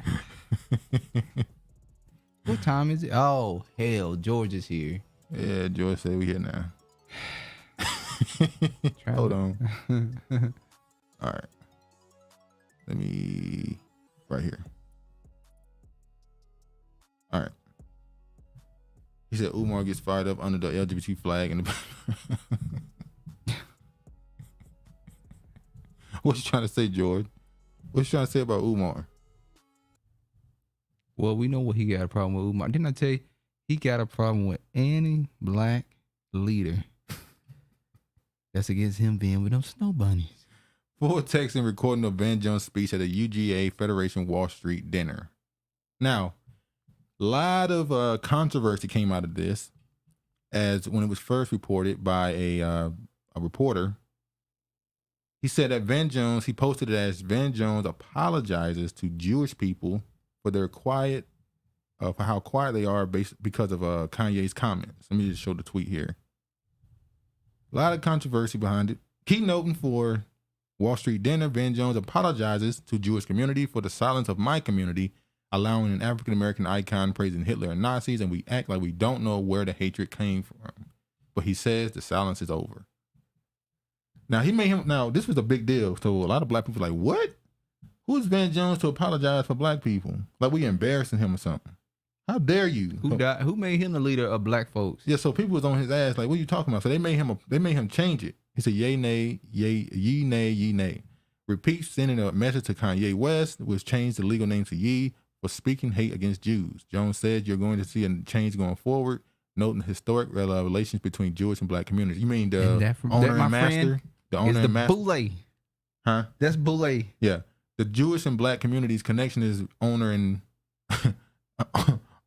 the slave. That's what it is. Now look, he said, clarification. Van Jones did not apologize to alleged black silence about Kanye. To the contrary, he stressed that many in his community are speaking out forcefully. In speech, he said he is sorry for others who didn't do more before Kanye. Apologies for the confusion. No. His ex-wife was a Jewish woman. No, you said it the way it was said. Now, this is the actual video or the audio and the writing. Look, so I'm going to start off with an apology. I'm going to start off with an apology for the silence of my community and for the speech of my profession. He said it right there. We don't give a fuck what you say, Van Jones. He said, when we were hit as a black community with the appalling anti-black bigotry and racism that the whole world saw on a video, we expected and instead insisted that everyone stand. No, we didn't. The roar back against that hatred, and people did by the tens of millions. People marched in the pandemic by the tens of millions. Non-black people to say we would not accept this sort of racism, this sort of violence, this sort of hatred on this planet. People marched by the millions. And yet, this wave of hatred has been building against your community. Talking about Jewish people. We have rationalized over and over and over again, responding not with roar, but often with barely a squeak, and sometimes a shrug. As a result, we now have the shock to you, the pain to you, and the humiliation to us of having an African-American icon praising Hitler and Nazis, and we act like we don't know where the hatred came from. He is speaking for black people. He lying. He said, I did not apologize. It ain't no humiliation on my part, sir. None. So they went through the whole speech. Now I want to show. And the person in the on this page, he's not correct. That was leaving posts on this. He believe him. This story. He believe he's correct. I want to show. Now look, this is what he said. This is what Rangers had to say. He said, when black people and Jewish people get divided, democracy falters. When black people and Jewish people come together, democracy advances. That's practically the only time democracy advances. You mean when a certain group of people put a battery in black people's back to do something that changed laws? Or when a certain group of people has had a control over a group, like they created the civil rights. That's what I'm saying. Put a battery in your back and make you do something, and then tell you, "Oh, we did it for your benefit." No, you did it for your benefit. And then obviously, when these laws start getting written, there's another separate law for them that you are not going to have any dealings with. Exactly. They don't want black people in that.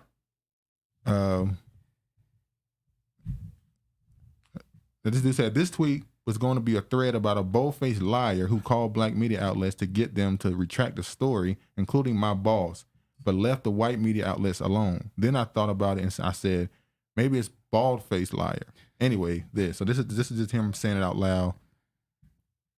This is the audio of him saying it. We don't need to listen to that.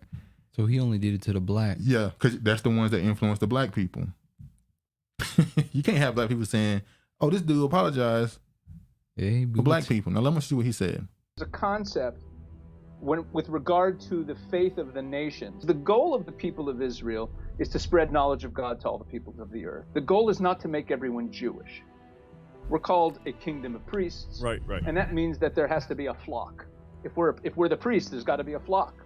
And the flock is the world. The idea in Judaism is that it's almost like a priestly caste. God chose this specific group of people to be a light unto the nations by demonstrating what a godly lifestyle looks like. God identifies a nation that he treasures as his own, and he has a special relationship with that nation. According to Judaism, our goal for the world is that everyone have faith in the God of Israel. If they also have faith if they also believe about the God of Israel, that he incarnated himself in a human body, that may not be what God wants from his priestly class, but it may be perfectly fine. All right, for the nations of the world, if that's their way into believing in it. To me, I think the Jews are the stars of the film, okay? The Jews are coming back to Israel. That's us, not them. They believe in the holiness of the process, but they can only be supporting actors. They have no other role. But if we allow them to be supporting actors, wow, at least they're in the movie. So when we... She said your ass is a supporting actor, at least you're in the movie. She's right. But she's right. But they're the wrong people. They're not even supporting actors. Yeah, they're gonna be. The Bible says they're not even a spittle into a they're bucket. Not even a drop of water compared to the real people. The real people. We say we're looking forward to a redemption. You and I may have different visions of what that redemption may look like. You should actually look at the truth and understand that the Jewish people are the greatest gift to mankind. Instead of hating the Jewish people, you should love us. You should kiss our feet, you fool. We're the chosen people, not you. You know, the biggest... Yeah, that day gonna come. Y'all gonna be kissing feet. Provoke you to jealousy, boy, because, boy... Yeah, they talking big shit. I can't wait. I can't wait. Yeah. All right, let's... You're not even an untouchable. The Bible doesn't even see y'all as untouchables. It's just... Let me show you what Charlamagne the God, or the Breakfast Club, should I say, Kanye had the ADL president on their show. And this is what he had to say. Y'all are proving somebody like Kanye right. Because Kanye says, hey, Jewish people have all the power, and then he loses everything. Well, look, the insidious nature of anti-Semitism and these tropes about power is Kanye can say these things. Jews have all the power, they're controlling everything. And if we don't get him, if we don't deal with that. Don't get him. If we don't get him. Interesting. The myth spreads, and it takes... How does the myth spread if you do what he said you can do? A Jewish man is on a platform with a black man that said Kanye West May not be here very long. Exactly. Wow. I wonder what the plan is. Now, back in 2018, Erykah Badu had certain comments. Now, we got banned from our channel because Kanye said this exact same thing. I'm not going to even play the audio. I'm just going to let you see the text. Kanye said the same thing Erykah Badu said. Erykah Badu in 2018 says she sees good in Hitler, and Charlamagne the God praises her for having free thought. No way. So Kanye West said the same thing, and it got us deleted, suspended for a whole week. We do not condone what Hitler did to the Jews. That's all I have to say. Look at this.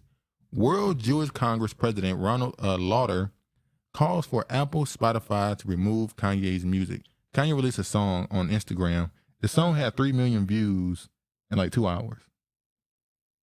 He released a song where he said, I tweeted DEF CON, now we passed 3.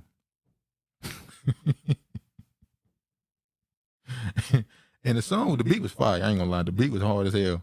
So they deleted the post. They banned him from, suspended him from Instagram. And now they're asking for his music to be removed from Apple and Spotify.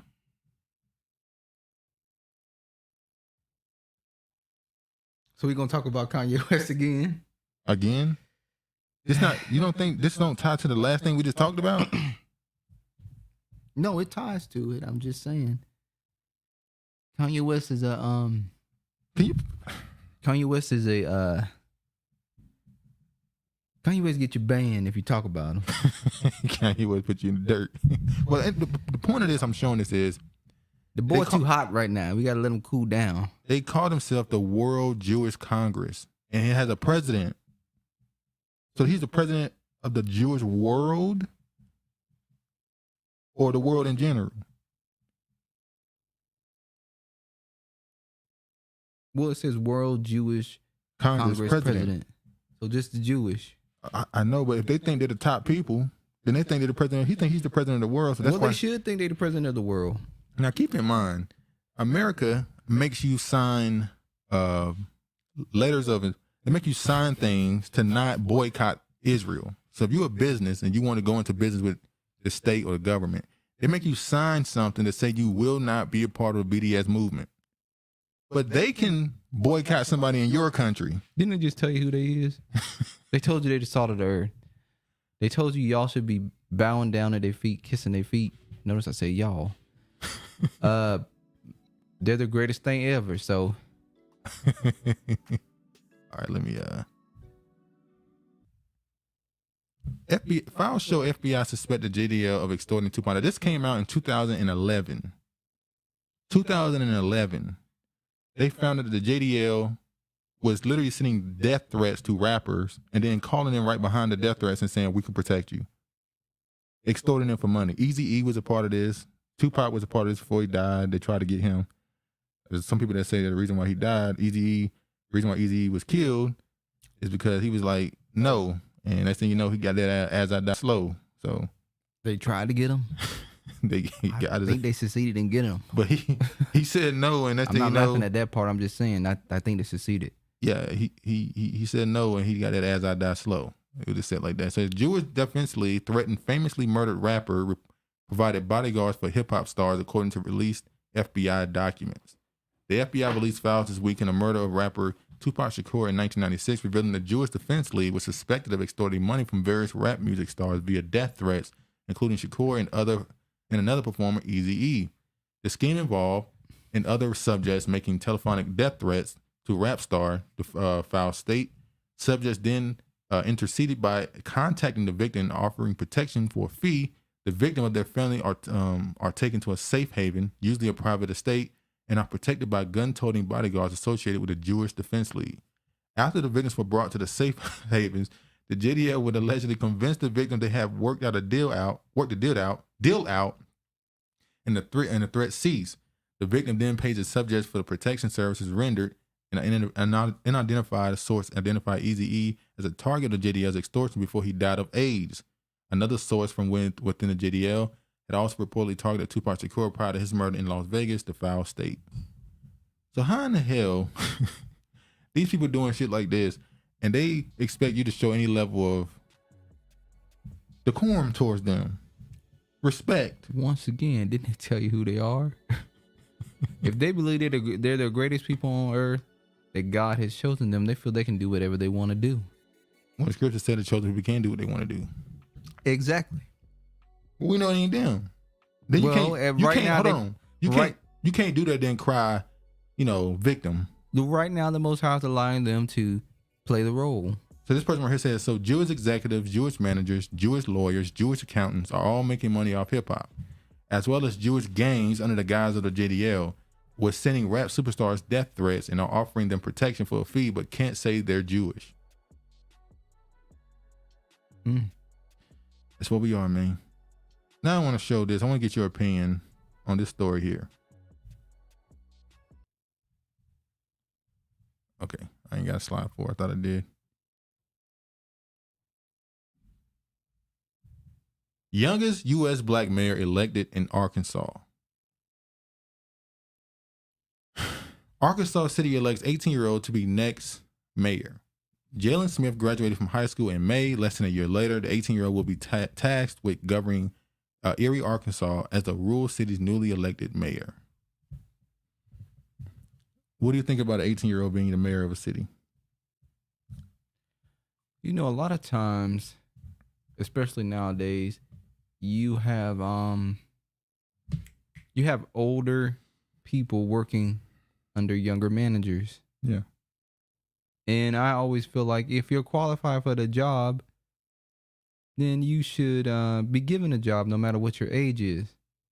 However, he's 18 years old. I feel like he needs to experience more and do more before he's given a position of this power. But I don't know anything about his background, so I can't really say he's not qualified to be a mayor. I'm just saying 18. I think just like there's a cap on how young and how old you are for, being a president or other government jobs, I think 18 is too young to be a mayor. What isn't the argument we always have against older people is that they're stuck in the old ways, and that a young person will come in with new ideas and see things through a totally different view. But sometimes stuff ain't broke and you don't need to fix it. Well, you also can't climb if you're content. That's true. However, 18 years of age is it's too young to be a mayor. Well, That's we don't my know. He might be opinion. a gifted person. You don't know, Yeah, how gifted he might be a gifted person. But I can tell you he's going to have a hard time. Smith, a Democrat, was elected mayor of Erie, population 1,800. On Tuesday, he defeated his opponent, Nemi Matthews, the city's street and sanctioning superintendent, by 235 votes to 185, according to the unofficial results. In the Creighton County Clerk's office and relayed to CNN by Patrick Robinson, a probate clerk. Now, it's not a big city. It's only 1,800 people. And that's how many people voted? Yeah. Wow. So he won and didn't really vote. So people don't give a damn. That shows you that people don't give a damn about who their elected officials are. And that's sad when it's local. When Georgia U.S. Senate runoff election results, I don't even want to talk Raphael about Warnock beat Herschel Walker ass. No, he didn't beat him that, but he scraped by with a victory. I can't say what I really want to say because this video would get banned. It would be fake news. It would be misinformation, disinformation. What I always find funny when you look at these maps, you see election denier. When I look at these maps, you see all this red and a little bit of blue, cities. But the blue wins. And guess where the blue be at? It be where the niggers are. Yeah. The Negroes are. The Negroes are. That's where it be. Well, who you think voting for him? And they vote such in large gaps for the Democrats that, it's just easy wins for them. The Republicans too. He ain't win none of these Republican areas. Obviously, wasn't even close for the most part. And most of the blue's not even dark blue. They like a lighter blue, which means he did not win overwhelmingly there. Yeah, this is getting interesting. NYC Mayor Adams backs. Okay, this Duke boy right here. No, that ain't my boy. he fought for this man to be elected. Not at all. You literally was cheering for Walker. You got upset when no. All I did was point out was that the Asian lady was trying to cheat him in New York. I never cheered for him. You were very upset. I never cheered and said I wanted him to win ever. You did. Anyway, hold on, wait a minute. You like the fact of a black man being the mayor of New York? No, I had nothing to do with that. Wow. All right, look at this. NYC Mayor Adams backs renewed push for reparations bill in Albany. What you think about that? Say what now? New York City Mayor Adams backs renewed push for reparations bill in Albany. Well, good for the black people of Albany. Mayor Adams expressed support Thursday for an effort in Albany to lay the groundwork for the black New Yorkers to receive reparations for slavery, saying specific attention should be paid to still existing companies that benefited from slave labor. We need to zero in on some of these corporations and companies that have a foundation of their wealth came from slavery, Adams said, without naming names. This is long overdue and something I supported for many years. When is Mayor Adams' re-election coming up? Same time as everybody else. Okay. You think that's what I was about? Yes. Now look at this. New York lawmakers push for slavery reparations for black residents. Now I don't need to read this, but as you can see, some New Yorkers lawmakers are renewing the push for a state law that would lay the groundwork for reparations to black people. Proponents gained steam after a task force in California last week recommended the Golden State shell out $569 billion in reparations to slave descendants in there, or $223,000 apiece because of lingering housing discrimination practices. A previously proposed bill measured call for creating a commission to study the impact of slavery and providing reparations, but failed to pass the legislature. It is now being revised, backers say. I guess who wrote it? This bill in New York. Now, the one in California was written by a black American. This one was written by, I think she's UK Jamaican, dual citizen, and she's Haitian. Now, this is the previous, if I got it up here. Yeah, this is the previous bill they had that didn't get through.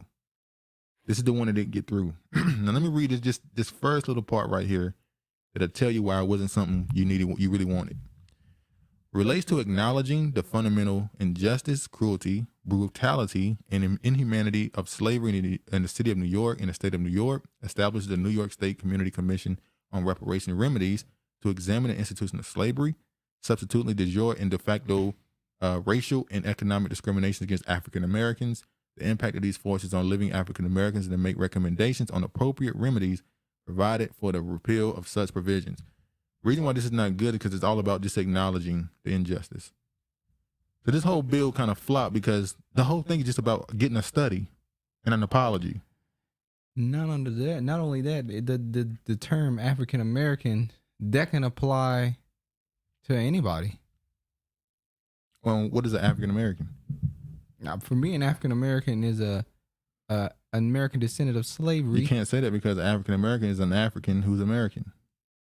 Exactly. That's why I'm saying anybody that's black can go under that term African American. That's what I'm saying, but I guess they put it like this because they're saying when you say African American, slavery is automatically understood who you're talking about. It's not understood. They blurred, they muddied the waters. Lines. So you don't know anymore. Kira Davis, this is a Republican. Kira Davis, the left's $500 billion slavery reparations fantasy is a woke joke and an insult to every black American whose ancestors sought freedom from the government, not more bondage to it. So this is another Republican who's trying to get some clout on disagreeing with reparations. She black? Well, I mean, if you want to, I don't know what her ethnicity exactly is, but I would imagine she's considered black. How she look? Hold on. Is she right here? Hold on. They got a load. That's her. Yeah, Kira Davis hosted a podcast, Just Listen to Yourself, with Kira Davis and deputy managing editor of TheRedState.com. So yeah, she should have been Kimberly. You don't even got to read this. The second you hear somebody make this point about the government control, you already know what her argument is against reparations and all this stuff. Pull yourself up by your bootstraps. Now I want to show this too. Since California has pushed this thing forward to try and get that money, there's been a segment of people who came out and said, we want something too. Don't tell me it was the Hispanics. It's the Brown Coalition. Hold on, let me hold on. It's interesting. The article that you were reading, it said that person was the chairman of Black, Puerto Rican, Hispanic, and Asian. Who said caucus?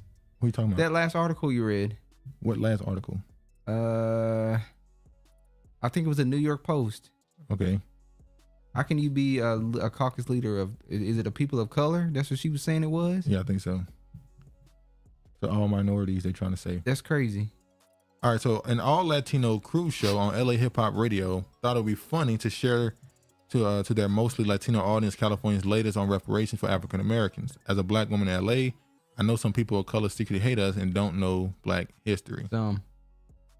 All right, let me show this. So this is what they show. You see, they show this: descendants of slaves in California could receive $200,000. These are the responses. Yeah. Now everybody finna check their roots. Don't be surprised when you find out where you come from. What about the Mexicans? Did we get the land back? Exactly. This is stupid. It's fucking history. Learn from it and move on. Wow. What's stupid? So because it's history, you're against Jewish people getting their reparations for the Holocaust. So why didn't the Mexicans come out and ask for their land back when the Native Americans was awarded half of Oklahoma? So oh my God, stop the shit already. Is that's the case? All different races are going to come out with some kind of stupid lawsuit just to get money. Nowadays, if you related to someone like 150 years ago and went through something, well, that's back when you don't deserve any money. The people who actually went through whatever they went through, that's their money. You don't deserve shit. Let these people rest. This isn't because they're about their descendants. They could care the fucking less. They don't want to do work and want free money. It's bullshit. What about Native Americans? You can't even spell Americans right. Why is it when you talk about black people getting reparations, people start bringing up Native Americans? Because black people are the real Native Americans. That's why. Are we going to pay back Mexico for stealing the entire Southwest? What about Jewish people? What about Japanese Americans who were told in ghettos in the country during World War II? They got reparations. What about Chinese Americans who were overworked and facing housing discrimination during the 1800s in the San Francisco Bay? They chose to bring their ass over here. What about Native Americans? Are we going to pay them back also taking over their lands and culture? What culture? What about Mexicans? Make California, Arizona, Texas, New York, Mexico again. What? Okay, we'll give it back to you. We're going to take all the resources and shit out of it, and let's see what you do with the land. Oh, it's going to be just like Mexico. A dump. Let me show this. It's going to be full of beans and taco restaurants. Oh, but if white people decide to go back and stay in the area, they'll still have the Pilates and stuff there. Look at this. Someone said, imagine telling millions of immigrant families in California who are struggling to make ends meet that they're responsible for paying something that other people's ancestors did in some part of a world that had nothing to do with them. And then later on, she had to delete her account. Niggas don't have. That's what they do. They talk big shit, and accounts get deleted. Oh man, why do they always delete their accounts though? Because they not willing to stay firm and stand on what they talking about. That's why they cowards. But it's still there. Nothing changing. It's still there. Now I want to show you this. They're considering this anti-Asian hate. Someone said this is a progressive Democrats bring to council chamber. Open anti-Asian hatred. Totally unacceptable. But at least they're not even trying to hide it anymore. Vote accordingly. Let me show you this. These black people getting sick of it. Let's see what they have to say. This is not about felonies. It's about race. It's about black people. You see them Asian people that I just was talking? I live in Rico Park now. That is the racistest neighborhood I've ever been in. And it's nothing but Asians in there. If you go in the store, they will follow you around like you getting ready to steal something. How does anti-Asian? So that garbage that they was talking up here, because that's all it was garbage.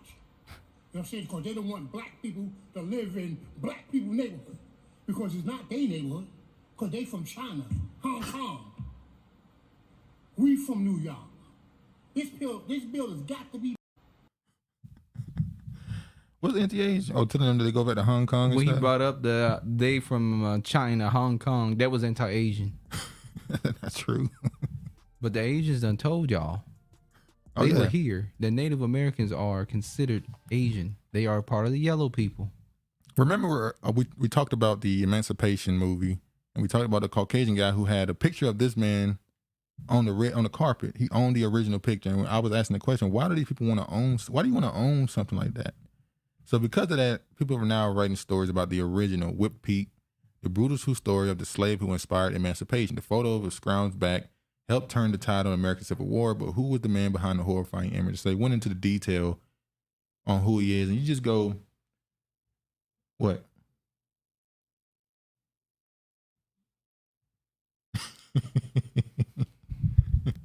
You just go down.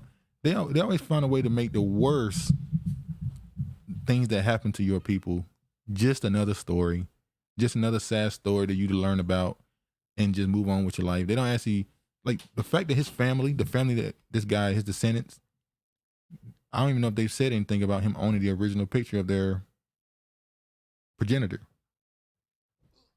It's crazy. Let me go. Another story. Come on now, come on. Oh, Bill. Bill Gates sends $7 billion to Africa that will promote abortion as population control. Now, they said they said that he's sending that money there to help those people with food and resources. That's what they say it's for. Water. They'll say it's for resources, but we know what Bill Gates believes. So more than likely, it's going to create a whole bunch of pop-up shops. Depopulation. Now look at this. Nigerian military rejects Reuters report of secret mass abortion program. Nigeria's defense chief, General Lucky Irabor, said on Thursday that the military will not. Now, why is the military got to investigate it? Why not they have a police force, right? Investigate a Reuters report. I think they got a police force. That it ran a secret mass I guess the military did this. I'm sorry. The military would not investigate a Reuters report that it ran a secret mass abortion program because the report was not true. Reuters report on Wednesday that the Nigerian army had run a secret, systematic, and illegal abortion program in the country's northeast since at least 2013. The program has involved terminating at least 10,000 pregnancies among women and girls, many of whom have been kidnapped and raped by Islamist militants, according to dozens of witness accounts and documentation reviewed by Reuters. Asked about the report, he told reporters that the military will not investigate what is known, what you know is not true. I don't think I should waste my energy on such things, he said, according to the news conference addressing insurgency, terrorism, and banditry in the country. Who led the military in Northeast 2016, a period that covered the report, said cases referred to the report never occurred and that he's never saw anything like that. Okay, do we believe American media or them? Because America be lying too. It could be America setting it up. America been doing it, and they trying to blame it on the military. That might be what it is. Probably so. America been doing it. They trying to blame it on them. Or America don't have nothing to do with it. Or that too. I don't know. America just don't do stuff because they're good. They always got to determine a reason why they're doing something. House water wells are drying up in record numbers as California drought worsens. I think they messing with the water here too. Huh? I think they messing with the water here too. Well, it's been a lot of rain here recently, so maybe it'll help. The water wars is coming. Yeah, the water wars is coming. That's all I'm gonna say. All right. It's definitely coming. Another North Carolina, this right here came down. Oh,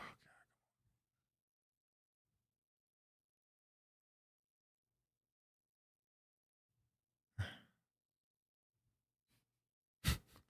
Stop stealing. I'm not stealing. They want me to turn off ad blocker. Look at this. Another North Carolina substation was disabled before the Moore County attack. There was an attack on a substation in Moore County Power. Which is a county next to where we come from. Yeah. So 3 weeks before someone shot and damaged 2 power substations in Moore County, another substation was deliberately disabled near eastern North Carolina town of Maysville. The substation was damaged on Friday, November 11th, shutting down electricity for about 12,000 homes and the businesses served by the Craven Electric Cooperative.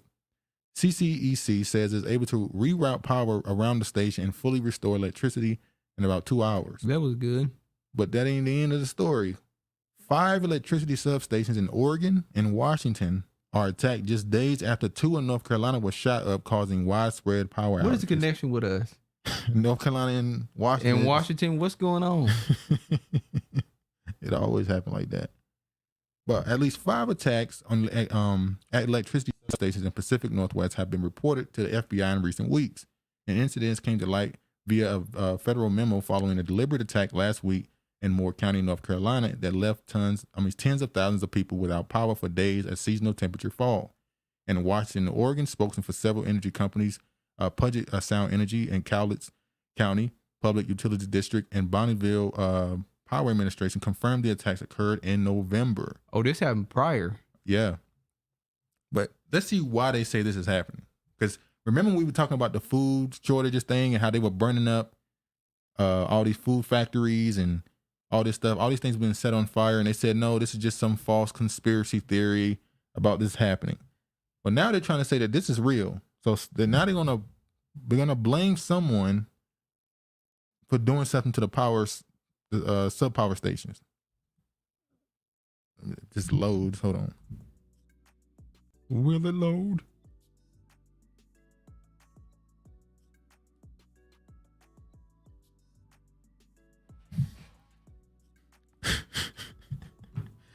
Is this gonna load, man? Come on. Oh God. It's that time of the day. Come on, Mike. Okay, here we go. Are you sure? Yeah, that's it. Investigators are zeroing in on 2 possible motives centered around extremist behavior in North Carolina power station attack. Listen to this. Investigators who have found nearly 24 shell casings of a high-powered rifle are zeroing in on 2 threads of possible motives centering around extremist behavior for the weekend assault on 2 North Carolina electric substations. The news comes from as a primary utility company in Moore County restored electricity and the final customers of the 45,000 homes and businesses that initially lost power. Officials on Wednesday also announced a total of $75,000 in reward money for information leading to the arrest and conviction of a person or people responsible for Saturday's attack. One thread involves the writings by extremists on online forums encouraging attacks on critical infrastructure. The second thread looks at a series of recent disruptions at LGBTQ events across the nation by domestic extremists. The FBI and the North Carolina State Bureau are assisting in the investigation. Investigations have no evidence connecting the North Carolina attacks to the drag event at the theater in the same county, but the timing of 2 events are being considered in context with the growing tension and armed confrontation around similar LGBTQ plus events across the country, the sources told CNN. So they turned off everybody's power. But they saying it was just to do something to the drag show. To do something to the drag show. They would do that to everybody else's power. I don't Now, isn't that a conspiracy theory? They could literally just go in there and just affect that one theater. Exactly. They can just cut the lights to that one place. Do better. Why would they shut down the whole city?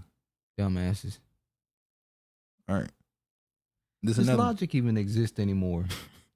I don't believe so. Ousted Twitter counsel Jim Baker vetted Twitter files without Elon Musk's knowledge, Matt Taibbi reveals. Of course, coming to Seattle. So basically, I ain't even got to read this. This dude right here was working with the FBI. He is one of the main people that was pushing the Russiagate thing against Trump. Now he's a lawyer for Twitter, basically. Elon Musk was going to release the Twitter files and the internal documents about the banning and the shadow banning of people on Twitter. But before he started releasing it, there was a delay. And everybody like, why did this delay happen? Well, it turns out on the files when they released, it had the name Jim on it. When they called and asked who is Jim, Jim Baker.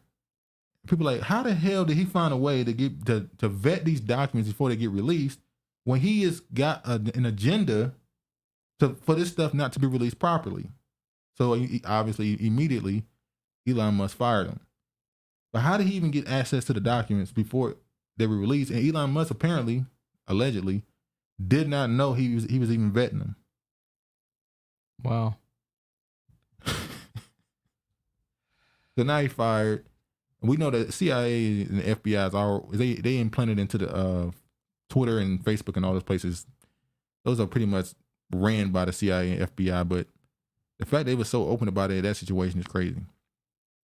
Video report. Biden accuser pushes for investigation. I'm just putting this up to say, why haven't they already done this? What, went after Biden? Yeah, I'm talking about the Republicans.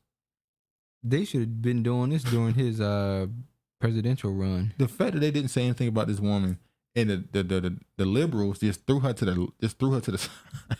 It was no more Me Too. You ain't hear about Me Too since this woman came out. Literally when she came out against Biden, Me Too died. Sure did. It died immediately. You ain't hear no women coming out accusing nobody, nothing. Nope.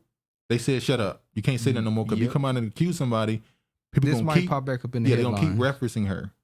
So Me Too died when she came out. Believe women died when she came out. No, wait a minute. This story right here. Yeah. Paul Pelosi attends Kennedy Center honors and first appearance since hammer attack. So this man had a concussion. No, let's say it like this. They said he was beat in the head with a hammer. We saw his son say that he had to be put back together. We heard him say that he was in intensive care, all this stuff. But he's out and about with a glove on and a hat on now. Well, there go the other glove. I believe when that gay connection stuff got connected to this story, they killed it. Yep. The second people started saying, wait, this dude is allegedly a gay prostitute. That was at Paul Pelosi's house. All of a sudden, the story died. The man he lived with, talking about the guy who attacked Paul Pelosi, he's known for taking pictures of homosexual events. And it just so happened that he was living with this man. There's even a picture of him taking his stuff out of his house after the attack. All of a sudden, this story got washed up real quick. People got suspended for talking about it a certain way. And this story ended immediately. So look at Nancy. Nancy said, I'm finally leaving the job. I'm going to let these things swing. Hang on them. All right, let's go to this final. Nancy said she finally can be a natural woman. You made me. Paul ain't feeling it though. Nah, Paul said you already washed up. Okay. Undercover video reveals dean of elite Chicago school bragging about handing out dildos, butt plugs, and lube to students as young as 14 and bringing a drag queen to hang out during lessons about queer sex. When you look at this man, you automatically go. Yeah, you know exactly what he on. you the dangly teeth and the nothing. You're not surprised about nothing. He shouldn't be nowhere near students at all. And I'm gonna show a video from Project Veritas. Well, by the way, they be somehow getting the most damning evidence on people. Just video evidence. Remember, I think it was New Jersey when he got one of the political people on camera saying that they're gonna change after they win the election. They're gonna bring back the lockdowns. He got her on camera saying it. What the hell do you need dildos and butt plugs for? Hey, they said they're supposed to teach them about whatever. Let's show what he's saying in this little clip by Project Veritas. I had like our LGBTQ plus health center come in. They were passing around butt plugs and dildos to my students, talking about queer sex, using lube versus using spit. Meet Joe Bruno, Dean of Students at the prestigious Francis W. Parker Private School in Chicago, which happens to charge $40,000 per student. They're just like passing around dildos, butt plugs. The kids are just playing with them. They're like, how does this butt plug work? How does this work? That's a really cool part of my job. Parents might be stunned to learn that Bruno's version of love and acceptance means handing out sex toys to underage students. So I've been the dean for 4 years. During Pride, we do a Pride Week every year, and I had like our LGBTQ plus health center come in. They were to talk to my high school students. They're just like passing around dildos, butt plugs. The kids are just playing with them. They're looking at them. In the school? In a classroom. Wow. Yeah. While I'm sitting there. Then we had a drag queen come in, pass out cookies and brownies and do photos. That's so amazing. And everybody's cool with that. I can only imagine what they had in them damn brownies and cookies. Ooh. Lord have mercy. Remember that story? Y'all better go get those kids checked out. Remember that story of the teacher? Yeah. Who husband, she was doing something with the treat she was bringing to school? Let's say it was a different type of cream. Yeah. Those, nobody complains. No. I mean, if the parents found out, would they? No. It's queer sex. This is the drag queen that came in. What's her name? Alexis Bevels. Alexis Bevels. And just hung out in my classroom. And was there? Or hung out in I ain't got shit no more. This was going on in high-level schools. Paying $40,000 a year for their kid to go to that school, and that's what they doing. Hell, their parents probably do it. Yeah, that part too. Now look at this. Remember last week we talked about the guy who was stealing luggage? Apparently he did it again. Non-binary body nuclear official Sam Brinton accused of second luggage heist. They call it a heist. So he's a klepto. Well, is it the luggage he's stealing, or is it what's in it he's stealing? So is he going to be arrested this time? He's already been booked. I guess he only got to pay a fine or something. I guess he's not in jail. So he can continue to go around being a klepto, stealing women's luggage. Is it still women? I don't know if it's still women's luggage. Let me see. A Biden administration energy department official who allegedly stole a woman's suitcase from Minneapolis airport in September has been accused of another luggage heist at a Las Vegas airport. A felony warrant on grand larceny charges was issued on Thursday for Sam Brinton, the deputy assistant secretary for spent fuel and waste disposition at a Department of Energy Office of Nuclear Energy, the Post can confirm. Brinton, who made history as one of the federal government's first gender-fluid officials, allegedly stole luggage from another traveler at Harry Reid International Airport in Vegas on an unknown date, according to an outlet. Details about the alleged theft are scarce, but court records reviewed by the Post showed that Brinton, 35, was charged with grand larceny with a value between $1,200 and $5,000. The energy official, who uses they/them pronouns, reportedly has sticky fingers for suitcases. What the hell is going on? What is going on? So when you ask the press secretary, it's the why is your energy official stealing luggage from people? What is she gonna say? We'll talk about that later. We don't have all the facts, I guess. No, Curly Sue. We want to know why this man is still in office and he's stealing from people. Oh Lord, it's crazy. We are in a pandemic. He's stealing. Maybe that's why he's stealing. Maybe he's down bad. Maybe the man down bad. He needs some luggage. You know, the man need to be locked up in a psych ward. That's what he need to be locked up in. Now, to that school, by the way, 'cause I skipped this part. That school I showed you with the dean who was saying the stuff they was giving their young kids, the school came out and defended them. Breaking: Francis W. Parker School in Chicago, Illinois, where the dean of students, Joseph Bruno, was caught on video talking about giving students butt plugs and dildos, sent out an email to parents saying that they stand in full support of the dean. Now, if you keep your kid there, that means they with the lifestyle. Exactly. We are willing to let you know that one of our employees, while at a conference last week, was targeted by a right-wing fringe group of individuals that seek to undermine and manipulate diversity, equity, inclusion, and belonging work in schools. This evening, the group showed up outside the school and attempted to confront and ambush this employee with aggressive questions. A handful of students and family members were present. The incident is very unsettling, and we stand in full support of our employees. We have to put additional security measures in place, and we will notify the community should there be any additional activity from the group regarding the school or our employee. We advise members of our community not to engage with any organization that fits this general profile. Why do corporations feel the need to tell you who you can talk to and who you can't talk to when you're hired by them or you're in their establishment? Well, if somebody get fired, the corporations run society, and I still want to communicate with somebody, I can do that. If the parents disagree with what the dean is doing, I would think they would want to reach out and comment and talk to that group that came out there to protest what's going on in that school. You would think. All right, let me show this. This is all the stuff that's going on at schools, by the way. Hold on. Okay. Elementary school hosts after school Satan club infuriates parents. Abomination against God. Aspen slams satanic temple event at Fox and Friends first. So at an elementary school, they put together a plan to push a after school satanic program where they literally worship Satan. Virginia Elementary School to host satanic after school program the school board says they're legally required to offer the club. Because you know about freedom of religion. All right, staying in schools, now to this. The group calling itself the After School Safety. So they now have after school Satan clubs.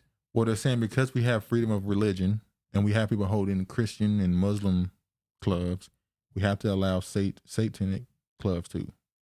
Who created this group? A kid in a school created this group, or a teacher? It's not a school. I mean, it's not a student that did it. It's a teacher. I don't know.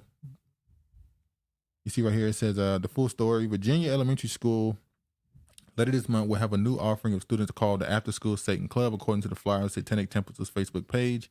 And the After School Satan Club is scheduled to convene in the library at B&M Williams Primary School in Chesapeake, Virginia on December 15th, where students can learn about the benevolence and empathy, critical thinking, problem solving, creative expression, personal sovereignty, and compassion. The Satanic Temple is a non-theistic religion that views Satan as a literal figure who represents a metaphorical construct of rejecting tyranny and championing the human mind and spirit, the flyer reads. That's so interesting you had this story. So you know the National Geographic does YouTube series. So they have a YouTube series on Satan. And I was watching it the other morning. So the National Geographic Channel is trying to say that Satan freed the human population. Yeah. And the Nimrod, Most High had us in bondage. Yeah, freedom. Yeah. Because when Eve ate the apple, it brought knowledge to the world, and he provided, we get all our skills and everything that we do, we get it from Satan. This is why they call Satan the light bringer.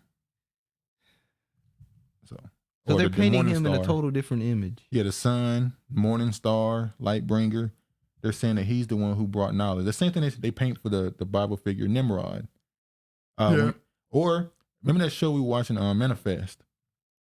The show Manifest is basically the telling of the story of Moses, but from the idea of the other nations. Now, in the idea of the people of Israel, Moses was a great figure. He was a man who was honorable, righteous, and was trying to save the world by telling them the flood was coming. Well, the other nations view Moses as a negative figure. They're saying he wasn't warning people against a flood. He was praying for a flood against everyone else. He was only trying to save his people. So they actually paint Moses as the bad guy, which is what all these religions are about. When you look at Buddhism, all these mythological figures that exist throughout Europe and all that stuff, South America, these are the retellings from the other nations of the story of the people in the scriptures. So you know how they say you see things based off of your perspective. Well, I might be looking at something from one perspective, but somebody else and how it impacts them, they might view it as negative. So Christ ain't a good person to them. He's their death. He's their death coming. They don't want him to come back. So it is what it is. But yeah, the Satanic Temple is a 9. I read that part. The flyer reads, After School Satan Club does not attempt to convert children to any religious ideology. Instead, the Satanic Temple supports children to think for themselves. CBS station in Norfolk, Virginia reported that some parents at the school district argue the club does not need to be in the elementary school, whose children are so young. Lawyer, though, said the school must make room for the club because of the affiliation with religion. Now, they said they're not a religion, but yeah, which ties it back to the First Amendment and freedom of religion. Thoughts should be shut down this ASAP. Well, I'm asking, who was the person that thought of creating this group?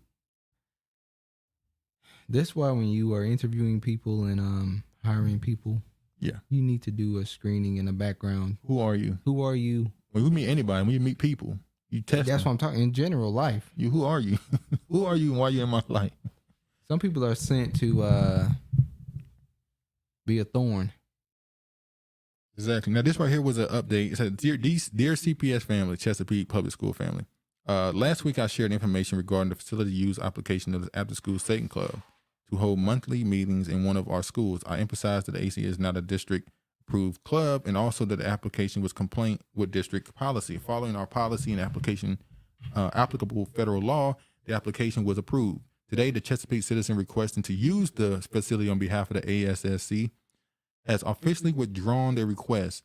As such, the application no longer meets the requirements of school board policy. At this point, the approval for building use has been canceled. So they pulled out.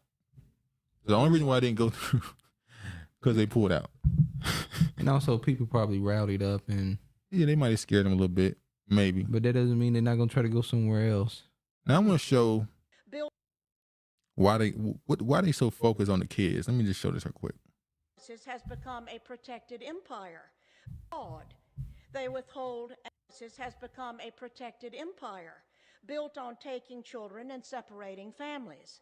This is not to say that there are not those children who do need to be removed from wretched situations and need protection. However, my report is concerned with the children and parents caught up in legal kidnapping. Having worked with probably 300 cases statewide and hundreds across the country, and in nearly every state, I am convinced there is no accountability in child protective services. I have come to several conclusions. 2 or 3 are, 1, that poor parents, not always, but oftentimes, are targeted to lose their children because they do not have the wherewithal to hire an attorney and fight the system. That caseworkers and social workers are very often guilty of fraud. They withhold and destroy evidence. They fabricate evidence, and they seek to terminate parental rights unnecessarily. Now she's talking about child protective services. Yeah, but does this not sound like the schools? Yeah. This sound like school now. That the separation of families and the snatching of children is growing. Remember when people telling that story back in the 90s, or the joke started in the 90s, the 80s, how one day parents gonna be scared of their kids? How the kids gonna be snitching on the parents at school and get you taken? So the parents are gonna be letting the kids do all type of crazy shit? Yeah. When we're here. Growing as the business grows, because state and local governments have grown accustomed to having these taxpayer dollars to balance their ever-growing budgets. That the bureaucracy is huge. Look at who is getting paid. State employees, attorneys, court investigators, guardian ad litems, court personnel and judges. There are psychologists, therapists, psychiatrists, counselors, foster parents, adoptive parents, and on and on. All are looking to the children in state custody to provide job security. That the Adoption and the Safe Families Act, set in motion first in 1974 by Walter Mondale and later in 1997 by President Bill Clinton, offered cash bonuses to the states for every child they adopted out of foster care. Bill Clinton put forth a law where there's a cash payments for every kid that's adopted. Sold, you mean? Sounds like what? Child trafficking. Sounds like trafficking, which is something that he was accused of as well in Arkansas. Now I want to show this. Critics that say the policies of child welfare agencies, rather than acting for the benefit of the children, in many cases harm families. Convince the public that it's actually a benevolent, caring system. It's the very terms that are used to describe it. Child welfare, foster care, child protection. That's called doublespeak. I'm going to call it something, but it's going to do something else. Same way you had the American Rescue Plan, but most of the money didn't go to Americans. The same way you had the COVID bill, but it had nothing to do with COVID. Economic plan had nothing to do with the economy. Child protection has nothing to do with protecting children. That's why Trump said, have you seen what's in the COVID bill? Yeah. Did you read it? University of Pennsylvania professor Dorothy Roberts has written extensively about the child protection system. I prefer the term family policing system because that really describes what the system does: to investigate, to accuse, to tear apart. I'm gonna show this last thing before we get up out of here. We know y'all gotta go. Y'all. We know you gotta go. All right, this last thing I'm gonna show to anybody who watched this after the fact. We'll probably have this video up on Tuesday. It should be up. If you're watching this, thank you. Let me show this real quick and tell you what they really want the kids to be doing. This shit gets anywhere near your face. Okay. Look at this. It gets anywhere near your face, it hurts so bad, you try to pull your own eyes out. Weirdo ass niggas?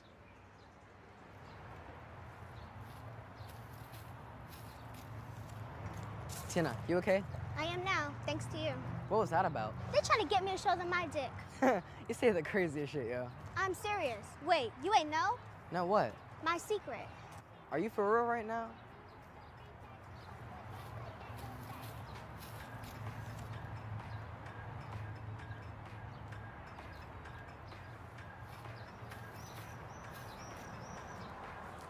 So now that you know my secret, tell me yours.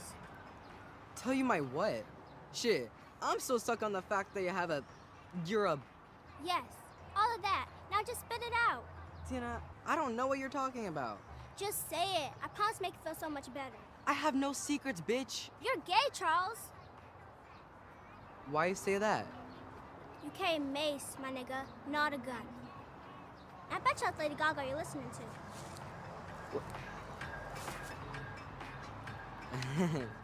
I'm not gay. Listen to me. Be true to yourself. You ever like that? Fuck them with both of our dicks.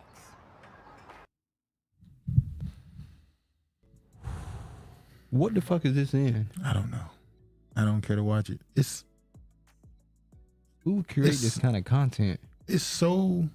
Was this Lee Daniels? I wouldn't be surprised. That was so.